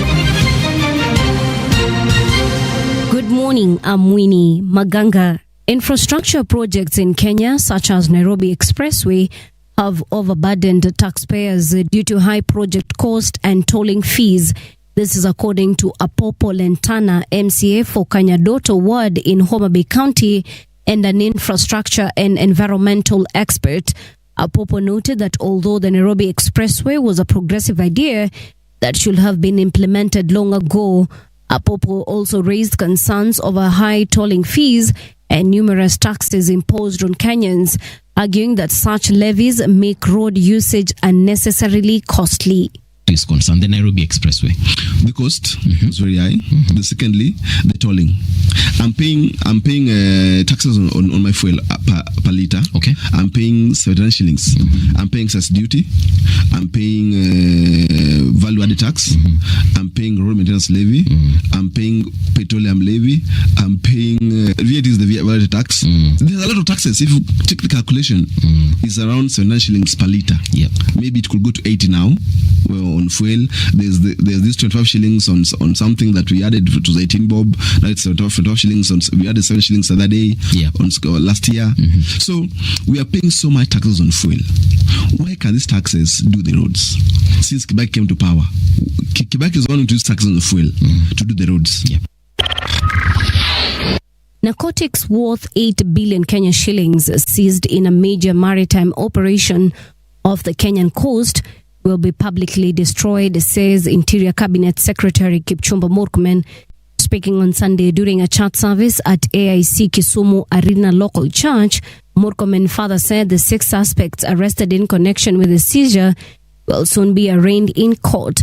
They are currently under interrogation and will face charges once preliminary investigations are concluded. Kwa sababu ya ukakamavu na ile resolve ya president pamoja na jeshi yetu na polisi wetu including the Coast Guard, mumeona kwamba tumeshika madawa ya kulevya kutoka high seas ambao Iranians walikuwa wanatembeza huko karibu na maji yetu ya up to 10 billion shillings, worth 10 billion shillings.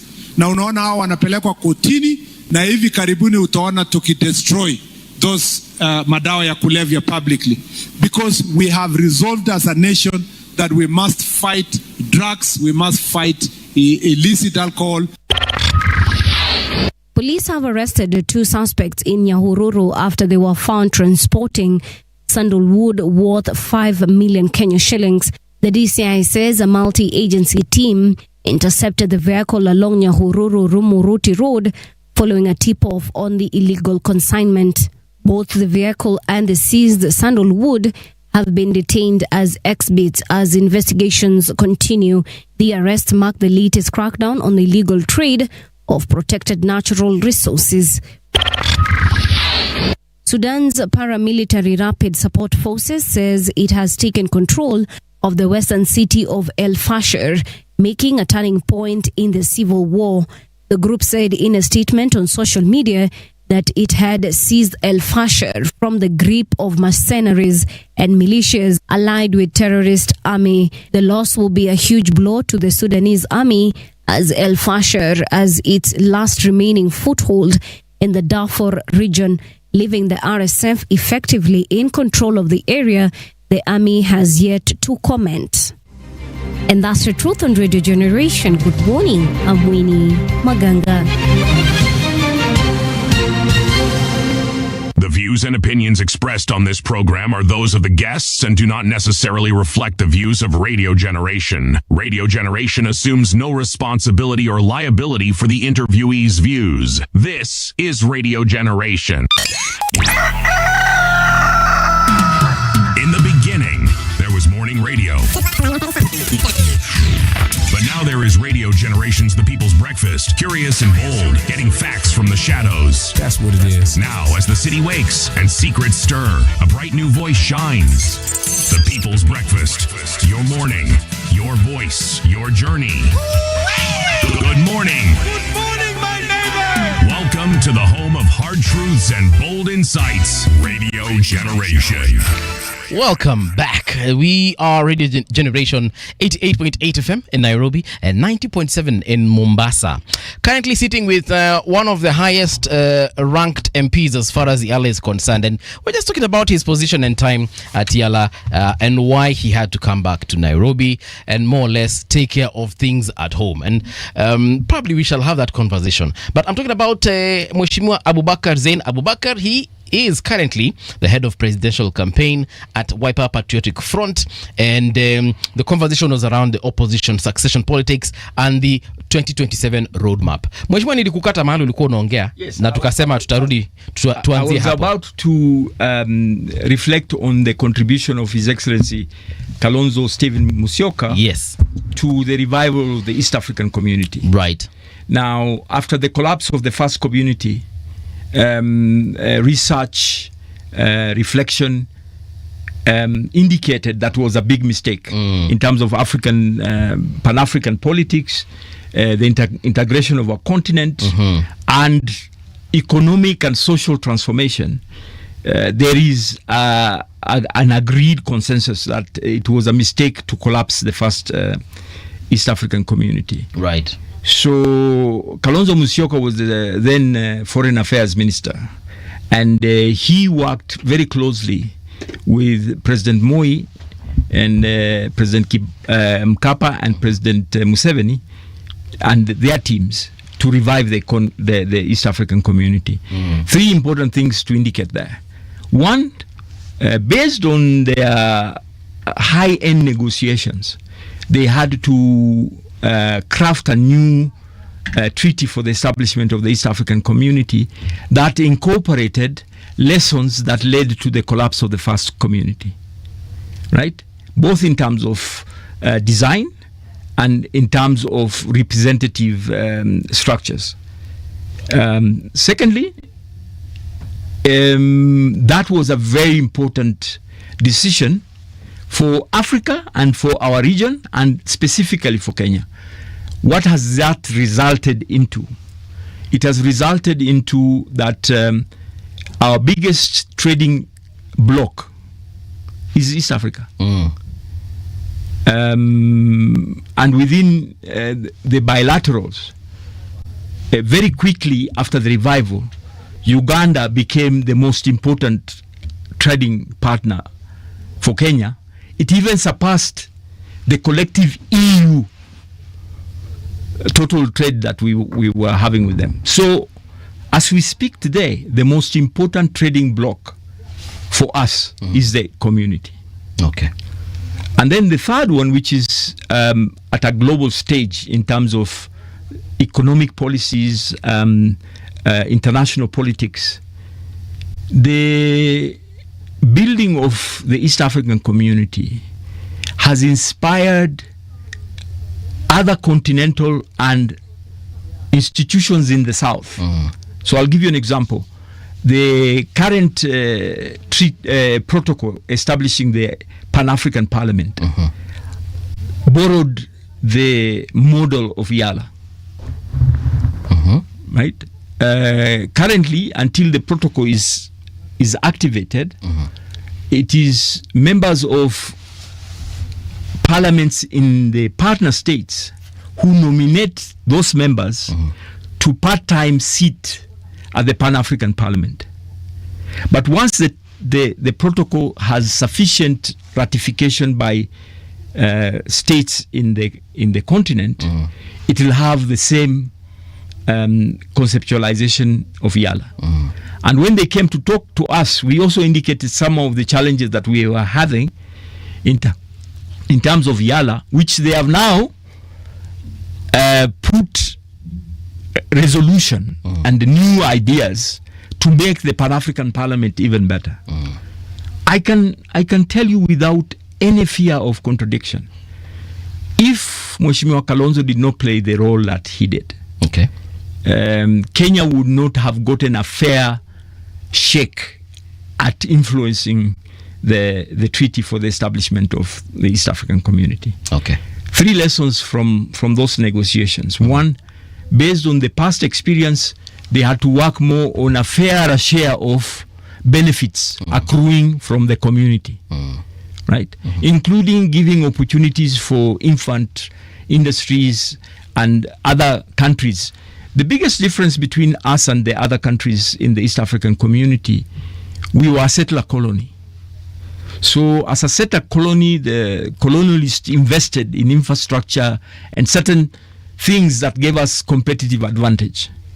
So we, in addressing the question of equality, the new treaty also included the principle of equity and then the principle of solidarity. Although the principle of solidarity have not been mainstreamed. So, for example, Burundi is expected to contribute the same amount of money to the community and the operations of the community as Kenya. Yet there are very many counties in Kenya that have a bigger budget than Burundi. Yeah, so the issue of solidarity and equity is a work in progress. Okay. But they had the foresight to inbuild those in the treaty. And if you, lastly, on the treaty issue, if you look at some of the ideas of performance, they also came later on to inform our own constitution making process. Okay. Mheshimiwa, what I've heard you mention as far as Stephen Kalonzo Musyoka is concerned, his CV is quite rich. Yes. No doubt about it. Yes. But what about... But I was going to go on and on. Yeah. So no, I mean, go ahead. And I'm sure he's got a good one and it's quite thick. Yeah. But when it comes to the voter on the ground, at the end of the day, that person will need to make a decision. How is your party going to convince that person that this candidate is the best as far as that position of president is concerned? That is our core business in the Presidential Campaign Secretariat. That's our core business. One of the challenge that faces Mheshimiwa Kalonzo Musyoka is that, number one, he's a very private person.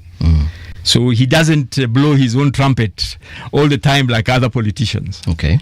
Number two, and this is fundamental for Kenya, he has this record of going to places where they have broken systems, broken law and order, broken constitutionalism, and work in a very consultative way, in a very participatory way, to find solutions. And that's what happened in Burundi, for example. In Burundi, he was him and Jakaya Kikwete. And you saw that clip when they met at the VIP lounge at the airport. And Mheshimiwa Kikwete was joking. We were the last two standing in the Burundi peace process. because the late Nelson Mandela and the late Mwalimu Nyerere trusted these two. Okay. And said, you help us get us to where there is. Okay. So he has this quiet record of reconstruction, of stabilization, of restoration, and of giving communities and societies and countries a new beginning. And that's one of the things that we need as Kenyans. Everybody you talk to and says we can't go on the way we are going. But you also need someone who has the skills of bringing people together. This country needs healing. We've gone through a lot of pain and trauma, and the people are suffering. If you talk about, for example, the so-called internally displaced persons, or the violence of 2007, 2008, majority of them have not gone back to their places of abode. Although they have title to those places, they have not gone back. Majority or a large number? Majority. Majority. Yes. If the figures I've seen in every study, it's the majority. And what has happened is that these people have moved from their places of ordinary abode. They were moved into IDP camps, and the life was so hard in the IDP camps, they went away and found different places.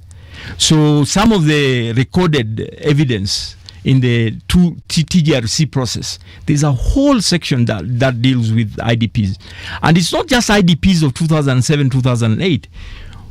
How many Kenyans know that there were very many people in Lamu, Witu, Tana River who were displaced, and some of them even went to Tanzania and settled around Mpanda and Tanga? So this history of wrong things that have been done and that they have not been ratified. So he has this experience of doing this, of saying, can we develop a design for long-term resolution of things that have held us in the past, so that it can liberate us from the shackles of the past into the present and into working to build better futures for all of us. So he's done this in DRC. He's done this since he was behind the main driving force behind the comprehensive peace agreement of the Sudan. All right. And if you see some of those plans, what the challenge was implementation. So again, moving from planning into implementation, and he has that experience as well. So I'm saying we haven't reintroduced and given His Excellency Stephen Kalonzo Musyoka enough depth. And you know, this city, when you talk about a three-dimensional character, many a time Stephen Kalonzo Musyoka has been defined by others. But now we are giving him the structures and the organizational ability for Kenyans to know Stephen Kalonzo Musyoka in his own terms, but also to know what are his plans for this country. Over and above one term. One term we are not moving away from. One term, we keep on talking about one term because we say this is an existential threat that will not allow us to move on as long as the current regime exists. City, you had a question. You know, everything that Mheshimiwa says is intellectually stimulating, and it is the sort of thing I would like to hear every day when I'm talking about a political leader in the country. But now where my concern comes in is the packaging of all this so that it is sellable, because we have politics ahead of us, and how this will translate into this individual with all these qualities becoming the preferred leader in an electoral cycle, unless we are having an academic debate and he is not going to be a presidential candidate. But I know he is going to be a presidential candidate. Absolutely. But then that begs two questions. One, the resources that are required to be mobilized for a presidential campaign, because the packaging of a political leader is absolutely important. That's number one. Number two, when I look at Kalonzo Musyoka, would you say, in your own opinion, that he's a consummate politician? Yes. Why? Because if you look at his major decision making and choices he's made in the past, they are built around the organizational question of that particular election and the national interests of that particular election. And he has demonstrated that severally, at least with Baba's experience, 3 times that he decided to support Baba. That stands out. That one stands out, kabisa. Yeah, so that's one example. You see, I asked the question because when the man was given an opportunity to talk about Baba at the funeral, yes, in my opinion, that was an opportunity made in heaven for a politician. There is nobody who had that track record. Nobody could claim to have supported Baba as he did. Nobody. In my opinion, that was his moment in the sun to simply talk about the times that he and Baba had stood. Yes. Yeah. So going back to your original question, consummate politician. Yes. The choice he had there was that he was given 2 minutes. That in itself is an insult. That in itself goes to the heart of what is wrong with this regime. That they could behave in such a callous way that they can choose and pick who mourns Baba, how someone mourns Baba, for how long someone mourns Baba. So as a consummate politician, how did he use his 2 minutes? The first one is to give condolences to the family. The second one is to mourn with Kenyans. But the third and the most important was to also recognize the other opposition leaders who had been denied an opportunity to speak, including the Honorable Martha Karua, who was the running mate of Baba in 2022. Whatever they were doing is so sacrilegious at all levels, traditionally, religiously, state function, even statecraft. They've even failed that.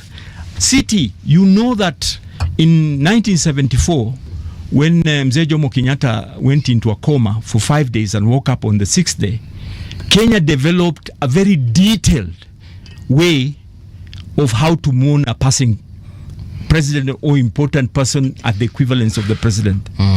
We have protocols of the church. We have all the if you are Muslim, the mosque.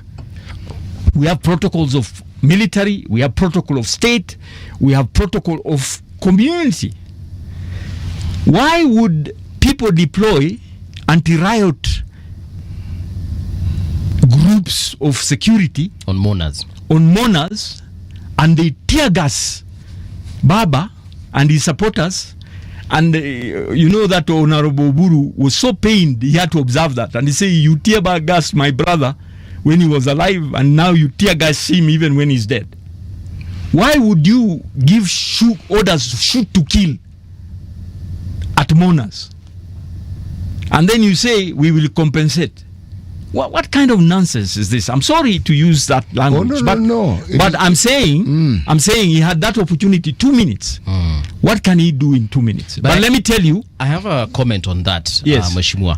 This is the situation, and we saw it. He wasn't given that time, whether it was by design. In fact, the time was given is out of pressure by Kenyans on social media, when he was not denied to speak at Nyayo Stadium on the state funeral. Right. Yeah. But Mheshimiwa, the Mheshimiwa Kalonzo has got the right to appear on other platforms. Eulogize Baba, mourn him. He could have appeared on any. He could have called even a press conference on any station. I have an answer for that. He gave us very strict and specific instructions and say, how best do we mourn our departed hero? Okay. So he's going to make proposal to the country to mourn him long term, and to not only eulogize him, but to continue with the things that Baba championed. Yeah. So, for example, one of the things that he truly believes, and this goes back to our consummate politicians, is that you can't dictate to Kenyans on how to mourn Baba, right? So some of the ideas that he has told us to work on is to say, how do we inspire the nation and say all aspects of the nation, you take up the mantle and mourn Baba. And then on our side, for me as Kalonzo Musyoka, who has had a deep relationship with my departed brother and leader, this is how I'm going to mourn. He's going to tell the Kenyans, this is how I'm going to mourn, this is how I'm going to remember him. So he will unveil. It's not up to me to unveil those plans. It's up to him to unveil it. But I can give you my word, he's going to do it. My point was on him being denied the time to mourn Baba publicly in the podiums that other leaders were given. But anyway, but that one is important. Yeah, it is. Everybody who spoke, apart from Mr. Ruto, talked about real things that Baba cared about: governance, corruption, rigging of elections, constitutionalism, the rule of law, devolution. From the bishop to Mama Ida to family members, all of them talked about the things that Baba cared about and wanted for this nation. It is only Mr. Ruto who went back to that mantra of peace, stability, togetherness, but he will not dare utter the word justice. Right? So this, and yet all these people, none of them had politically supported Baba the way Kalonzo did. Exactly. None. Exactly. The drawback there is that people are used to politicians who go on the rooftops. You saw how many people are saying, Baba, before he passed on, he talked to me and he said, I don't know ABC. But that's not the makeup of You see, the point I'm trying to make, Mheshimiwa, is that looks like an opportunity which was lost, because the entirety of the Kenyan nation, our neighbors, and people who take an interest in our politics, the emotions at that moment in time, the way everything about that moment is etched in people's minds, that was a moment for people to know what Kalonzo had done. Those who had never, anything that you do after that is important and it is good. But that particular moment, there is no other moment. So that was it. So I will tell you how you define Kalonzo in relation to what you've just said. He said, under no circumstance should we try to take advantage of the passing on of my brother, my dear brother, and my departed leader. Time to talk about our relationship with Baba, our vision with Baba of going to Canaan. That journey is still going on. We're based on justice and principles. He said, the timing must be right. We cannot talk about that. Let us mourn first. Let us mourn. Let us respect the family. Let us respect the Luo traditions. Let us respect religious sentiments. The time is coming. Time. You know, City. You're familiar with the old man, Professor Ibrahim Husseini. Ibrahim Husseini has an artistic word called wakati ukuta.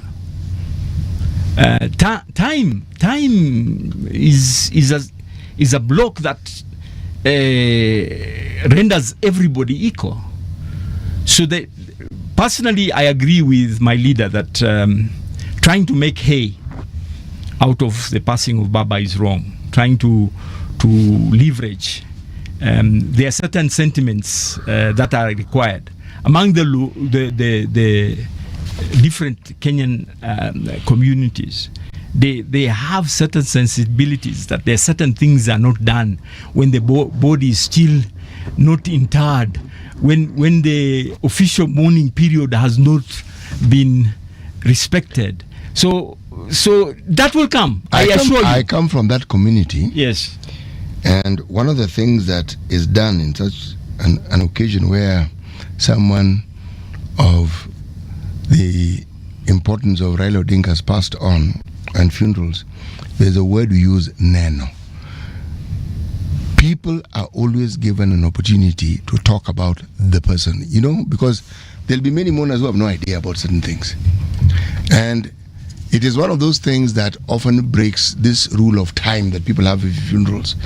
When I've attended funerals of people who are elderly, it is known that when their contemporary is speaking, you are not going to put a cap on the time. And it is very interesting the things you get to hear about this person who has passed away. But as you say correctly, your leader had a plan. And again, one has to respect one's perspective, because I don't know Raila as he did. I do not know what they discussed. So when a man makes such a decision, there are probably many issues that none of us are aware of. So the decision is not in a vacuum. It is purposed, and there's a reason behind it. So I will let that matter rest. Yeah, I agree with you. And let me agree with what you said, which is how you package your message is absolutely critical. And we will do that, and we will get feedback from all Kenyans. And one of the other things that we will not try to do is to make His Excellency Kalonzo Musyoka depart very much from the core essence and his integrity of who he is. There are certain things he likes to handle as a private citizen, but we keep on reminding him, you're no longer a private citizen. You are somebody who is in the public domain. He talks very little about his family. When we held the NDC, you saw a snippet of something that deeply moves him and inspires him, his relationship with his wife. He hardly talks much about that, except in rare occasions like when we had the NDC, when he was reflecting where he's come from, where he is now, and where he's going. He had to talk about a private aspect of his life. But to us who do strategic communication, we know that Kenyans would like to get as much information about him as possible. So to give them the comfort levels of saying, this is the leader we need. But let me finish by saying this. Even among his respected leaders, he's very, very much loved and esteemed as a uniter, as a consensus building one, as one who builds bridges, and that one who brings people together. Okay. You can't say you want him to be like Baba. There's no one like Baba. Okay, he can only be like Kalonzo Musyoka. Yes, except we invite many Kenyans to see the most important aspects of his life and his integrity, in terms of saying, for example, when you talked about fundraising, it's a valid question. How do we fundraise?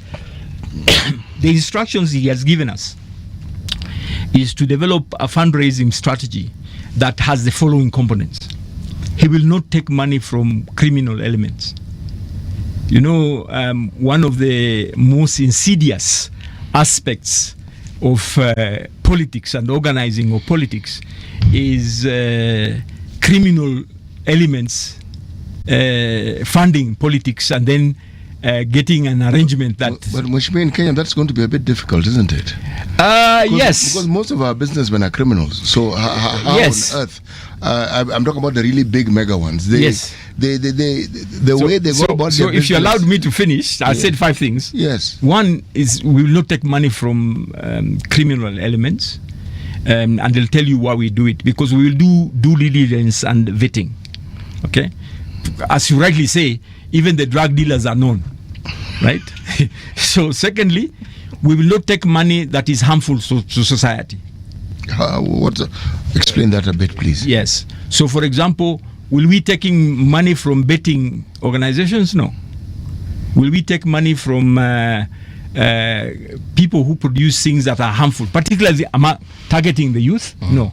So you're saying that you're going to run a halal campaign? Not a halal. It's called an integrity campaign. Yeah. An ethical one. Yes, an ethical one. All right. Okay.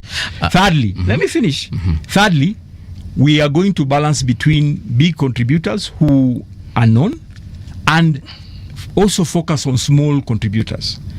Model around the Obama campaign, meaning that you go for small contributors, and people when we go for small contributors, they laugh and say, Kalonzo hana pesa. I thought that will be a credit that you have had this long career and you have not stolen from the public for you to have billions to spend. Number 4, we are going to focus on crowdsourcing and also, more importantly, civic agency. And then number 5, we are going to try and use interventions that don't require a lot of money. Okay. So, for example, one of the biggest chunk of investments is on an anti-rigging agent system. Most of the time that has failed because we control it from Nairobi and we want to spend $1 billion. Say, no, we have structures all the way to the polling station. Let's use those structures. We don't have to pay for those structures because those are our members in the party and collectively on the collective united opposition. So it is possible to develop an objective criterion of fundraising without the elements of criminality in it. Although one unfortunate thing, and you know this city, is that we have had a Finance Campaign Act that is 4 or 5 years, but it is limited in its operations. Because those who make that law, if they were to make it foolproof, it will also limit them as well. So in essence, what we can't compete with a regime that has stolen trillions from the people is money. So if you ask us to compete on dollar for dollar, we can't compete. We need to compete in different strategic ways. Yeah.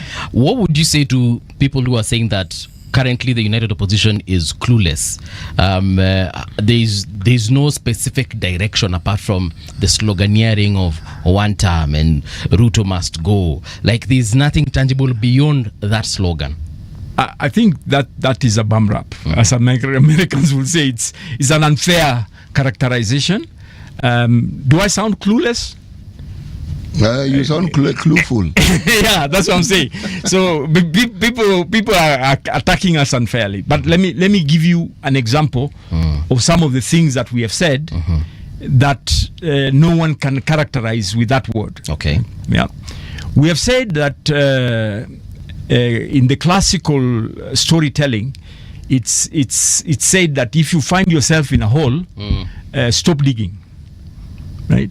Does this regime look like it is stop digging? No. Every day it comes up with new cuckoo ideas. 4 million chapatis. And then people forget about those 4 million chapatis. Where you have not even delivered the capitation for schools. You're talking about cuckoo ideas of 4 million chapatis. We have invented machines of making 4 million.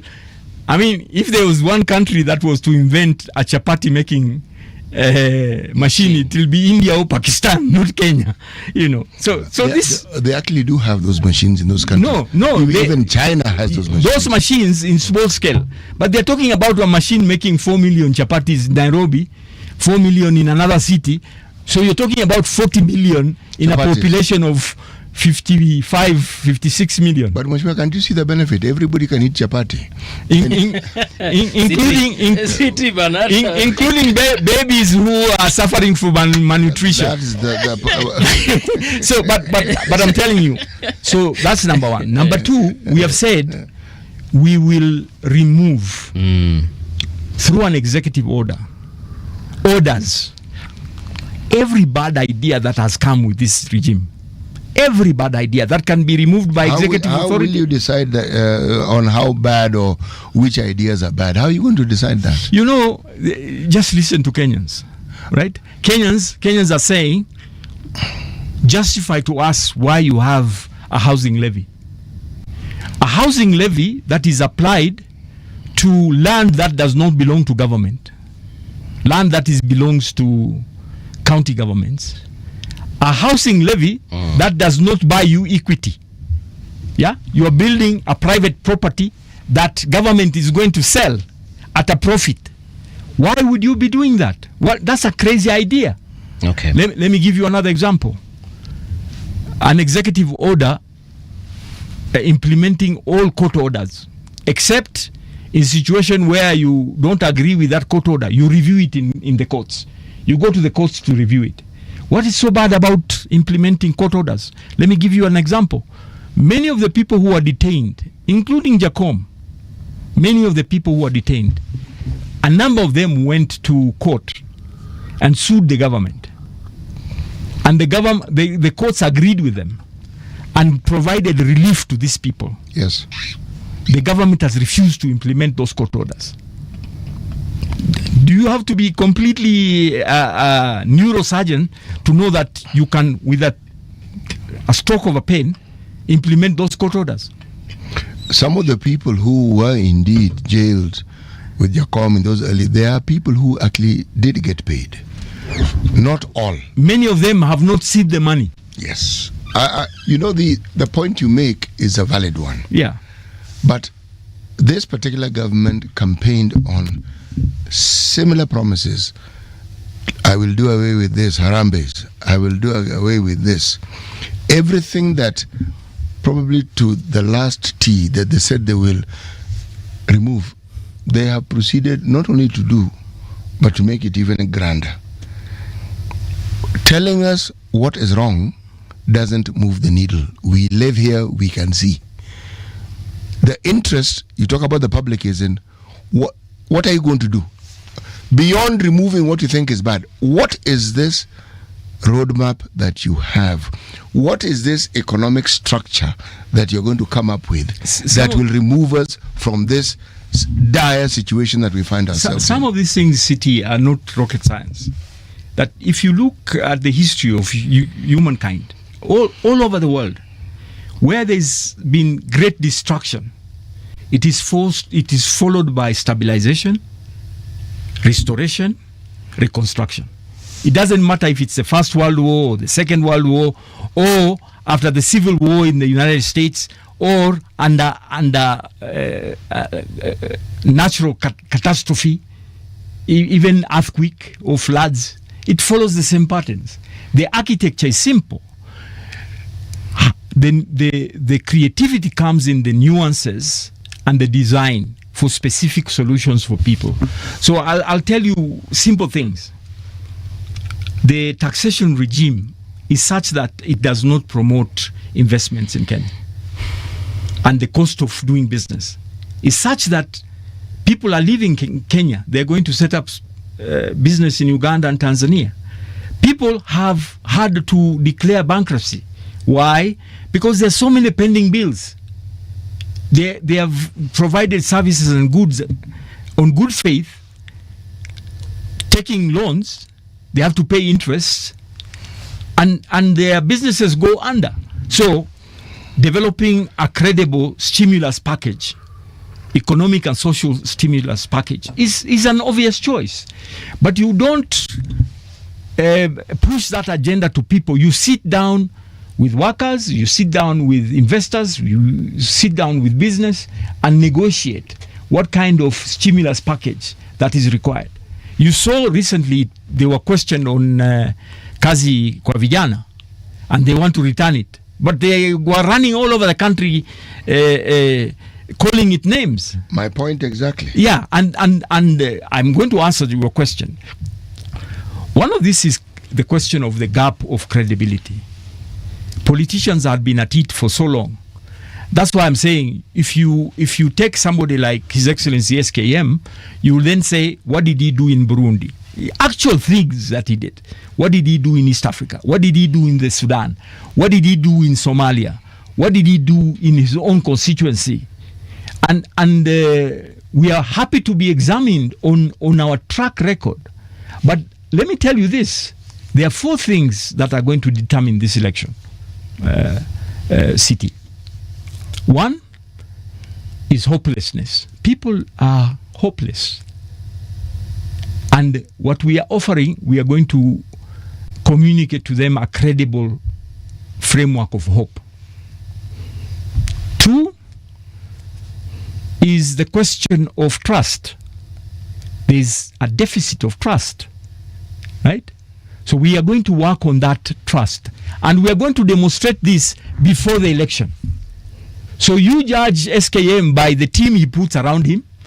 I'll give you names of other people you'll invite who work with us in the team. That you should do. I will do. I will give you names and you will bring them here and you will listen. what have you done? We have Kenyans from the diaspora doing amazing things. Did you know that city, there is a group of Kenyan in the diaspora who are building a complete university city in Taita Taveta? I have heard of that university. Yes. I've heard of the plan. Yes. That's it. Yeah. So we'll bring people like that. We have have they built it? No. They are going on because they bought the land. They have done the plans. They are going through the portfolio of investing. And it's not a university. It's a university city. Like all important universities that are built around a city that is an ecosystem for intellectual pursuit, but also for offering research and solutions for our country. There are certain basic things that are so out there. Let me give you another example on the diaspora community, the Kenyan diaspora community. One of the things that is consistent, you go abroad and they tell you Kenyans are very hardworking, Kenyans are innovative, Kenyans are doing all these things.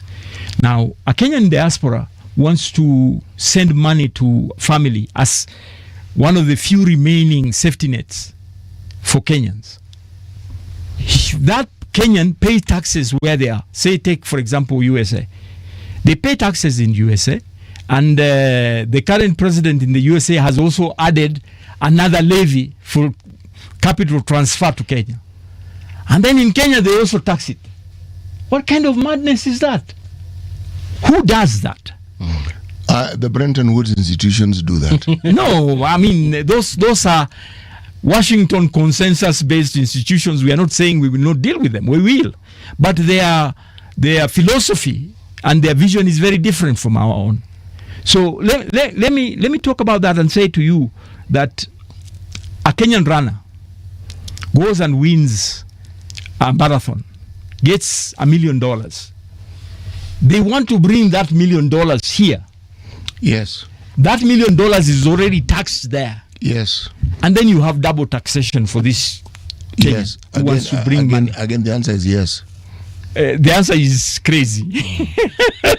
In my opinion, yes, it is crazy. So these are what some people call low-hanging fruits. You know, see, I was at Yala. Yes. And we passed a law against double taxation. So whatever Kenya is doing is against that East African Community law on double taxation.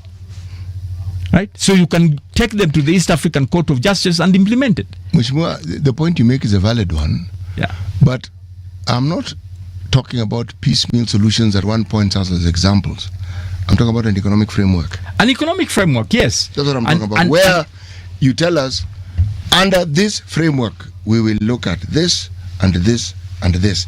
Then the examples that you make now make sense. Because we understand with the framework, so we have a clear idea of the way forward. It's not just a framework, it's a visioning aspect. Right? So I'm agreeing with you, long-term visioning. So what is our visioning? Our visioning is 2010 Constitution. The Constitution of Kenya has the economic model that we should be following. It even has principles of budgeting, right? And what you can do with the budgets and what you cannot do with budgets. What has happened is the refusal for the proper implementation of the Constitution of Kenya 2010. Mheshimiwa, if we get to 2027, yes, and by then, all these frameworks that my brother City is talking about, they'll be out there for public scrutiny. We will have an election campaign platform that has a complete vision for this country, but the underpinning vision document is the implementation with fidelity of the 2010 Constitution. So if we get to 2027 and Kenyans decide to continue with the rule of President Ruto, what next? That's why I'm telling you, that is wishful thinking. Because human nature abhors deliberately harming yourself, generally speaking. And I don't think Kenyans would want to harm themselves. The existential threat that Mr. Ruto and his regime poses against the Kenyan people is of such magnitude that If he's doing these things in first term, what is he going to do in the second term? So, if you take your personal family as an example, you sit down over dinner table and you say, how many people support this regime? There's no one in my family who does that. In my extended family, there's no one. In my neighborhood, there's only one house out of 300 that are supporting Ruto. So I don't know where. And you know the house. I don't know. We have meetings, neighborhood meetings, and we talk about these things. So I don't know where they are going to get the numbers from. That's why I said one of the scenario was rigging. I was going to the third scenario. And we got digressed a bit. The third scenario is a change scenario. And for us, it's a fundamental change. And that's where we will have those details.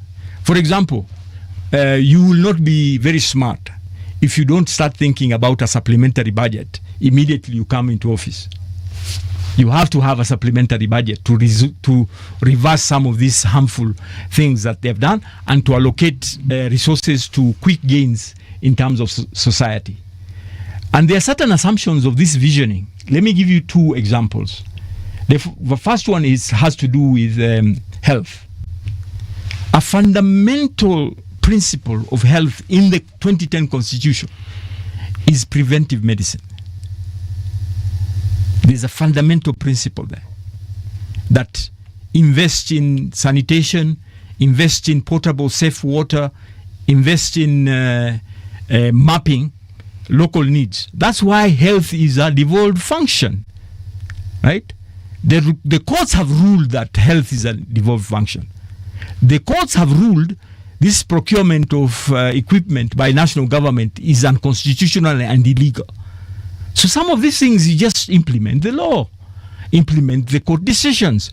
And if you allowed for mapping, in places where for example, there is sleeping sickness. Not everywhere in Kenya we have sleeping sickness. So their needs there are how to address the question of standing water and reproduction of these insects that causes this and so on, or even sleeping under treated nets. So the idea of local communities defining their own priorities is fundamental in our thinking. So it's not empty promises, City. There are three things that are interconnected, and if we are able to achieve them, people will believe us. One, we must start doing these things now, not wait for 2027. That's why we've established the People's Restorative Justice Commission. The commission is working. It's taking submissions from Kenyans. It has public hearings. It's going on with its activities. And it's mapping out where priorities will be done in terms of addressing historical injustices. That is ongoing. It's not theory. There's a commission. There are commissioners who have been sworn in, and they are meeting and working with communities. Secondly, how we organize our campaigns. These commissioners, are they government employees? No. They are party employees? No. Or is it voluntary? It's mainly voluntary, but it has that name, people. City. I'll give you two examples again when you raise something like that. One, when we established the People's Commission in Fungamano on constitutional review, I was a commissioner there. We were not paid. We did this pro bono in public interest and public good, right? We were only being facilitated to do the work. That led into people sitting down and merging and forming CKRC. That's how I got into CKRC. The idea of Article 1 being sovereignty of the people came from Fungamano. It didn't come from government commissioners, right? But that didn't stop us working together with our brothers and sisters who we found there, right? Let me give you another example. Today in Kenya, there are two human rights commissions. There is a People's Civil Society-based Kenya Human Rights Commission, and there is a Kenya National Commission on Human Rights. Studies have been done. People prefer to go to the people-based, civil society-based commission rather than going to the government one. And that has a historical context, but it has also the perceptions of people saying, you can't get justice from the government one. So what are we looking out for, which is number 3, is to say, judge His Excellency Kalonzo Musyoka on the teams he built around him, on the advisors that he appoint around him, and many others that we will be doing now. It is a valid point, and indeed we should. You see, everything that you say, as I said, makes perfect sense. It makes perfect sense. There's always this particular chink in this armor that we speak of. How do we get people to be on the same platform as you? Our constitution gave us independent commissions. Independent. Yes. Yes. They were supposed to give us a secondary level of accountability. Absolutely. We've seen how that has gone, haven't we? Yeah. And in places like ours, jurisdictions that have had challenges such as ours, they have established state capture investigations. This regime came and said, we are going to institute a state capture. You know the thing that I find interesting, it's not this regime, it's the other regime that started all this. I cannot... The other regime say, we are going to do investigation of state capture. They didn't. This one promised people and said, we are going to investigate. The state capture that we speak of was instituted and entrenched in that regime, and we have a president who was a deputy in that particular regime. When I look at what it is that was purposed, and I'm glad we have them. The reason why I'm glad we have them is because they are a permanent reference point, and in the absence, there are certain discussions we would not be able to have. But look at the time when we're implementing the Constitution. The very commission that was supposed to help the CIC, God Almighty, we had a problem right there. The two institutions that were supposed to guide this process. How on earth can you have a commission that's supposed to help implement the Constitution? This is my view. Have just a 5-year term. How? Okay. So as one of the crafters of our Constitution, I'll give you an explanation.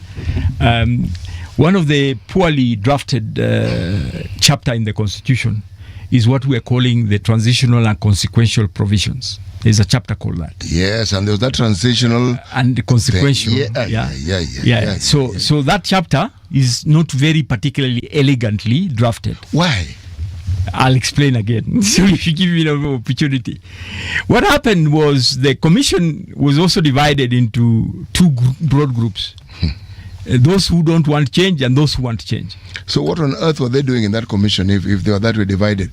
That's how our society is divided. The entire discussion was about change. Absolutely. And we managed. Then you have reactionary people. And we managed to do that. Now, a third of the delegates at the Constitutional Conference were members of parliament. Okay. Yeah. A third. You've explained it. Yeah. So but I'll go further. I need no further. Once you say a third were parliamentarians, I have understood. Yeah. So the things that they were passing, and that you can see in the framework of what was envisaged as the implementation framework. We pushed for a very detailed constitution.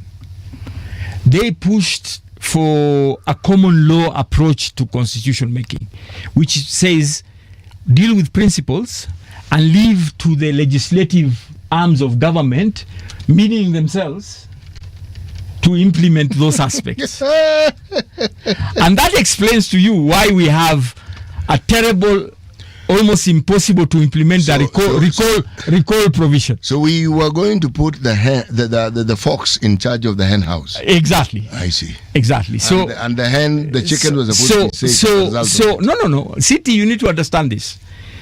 And many of these compromises were done in Naivasha among so-called elite consensus. So the Constitution, broadly speaking, contains 3 broad aspects. One, by the people. Those ones are excellent by the people.